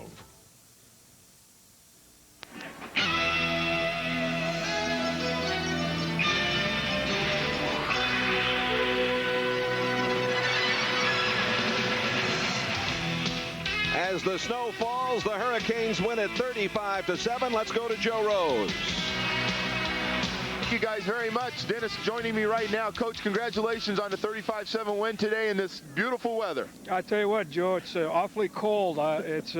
We played real well in the first half, and then we came out, didn't play quite as well in the second half. But I was happy how we came out and got way ahead of them, and then we got to play a lot of guys. Our second defense probably played the whole second half and part of the second quarter. So it wasn't great, but it wasn't bad. We'll take the win.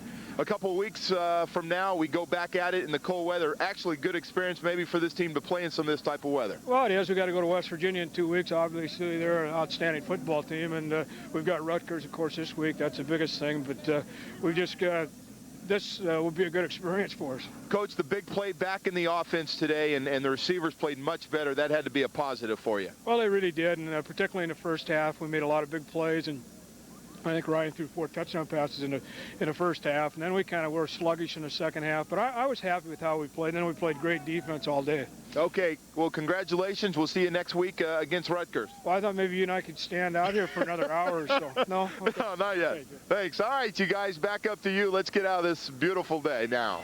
All right, Joe Rose, thank you very, very much for a tremendous job there on the sidelines, and we'll be back with some final thoughts right after these messages.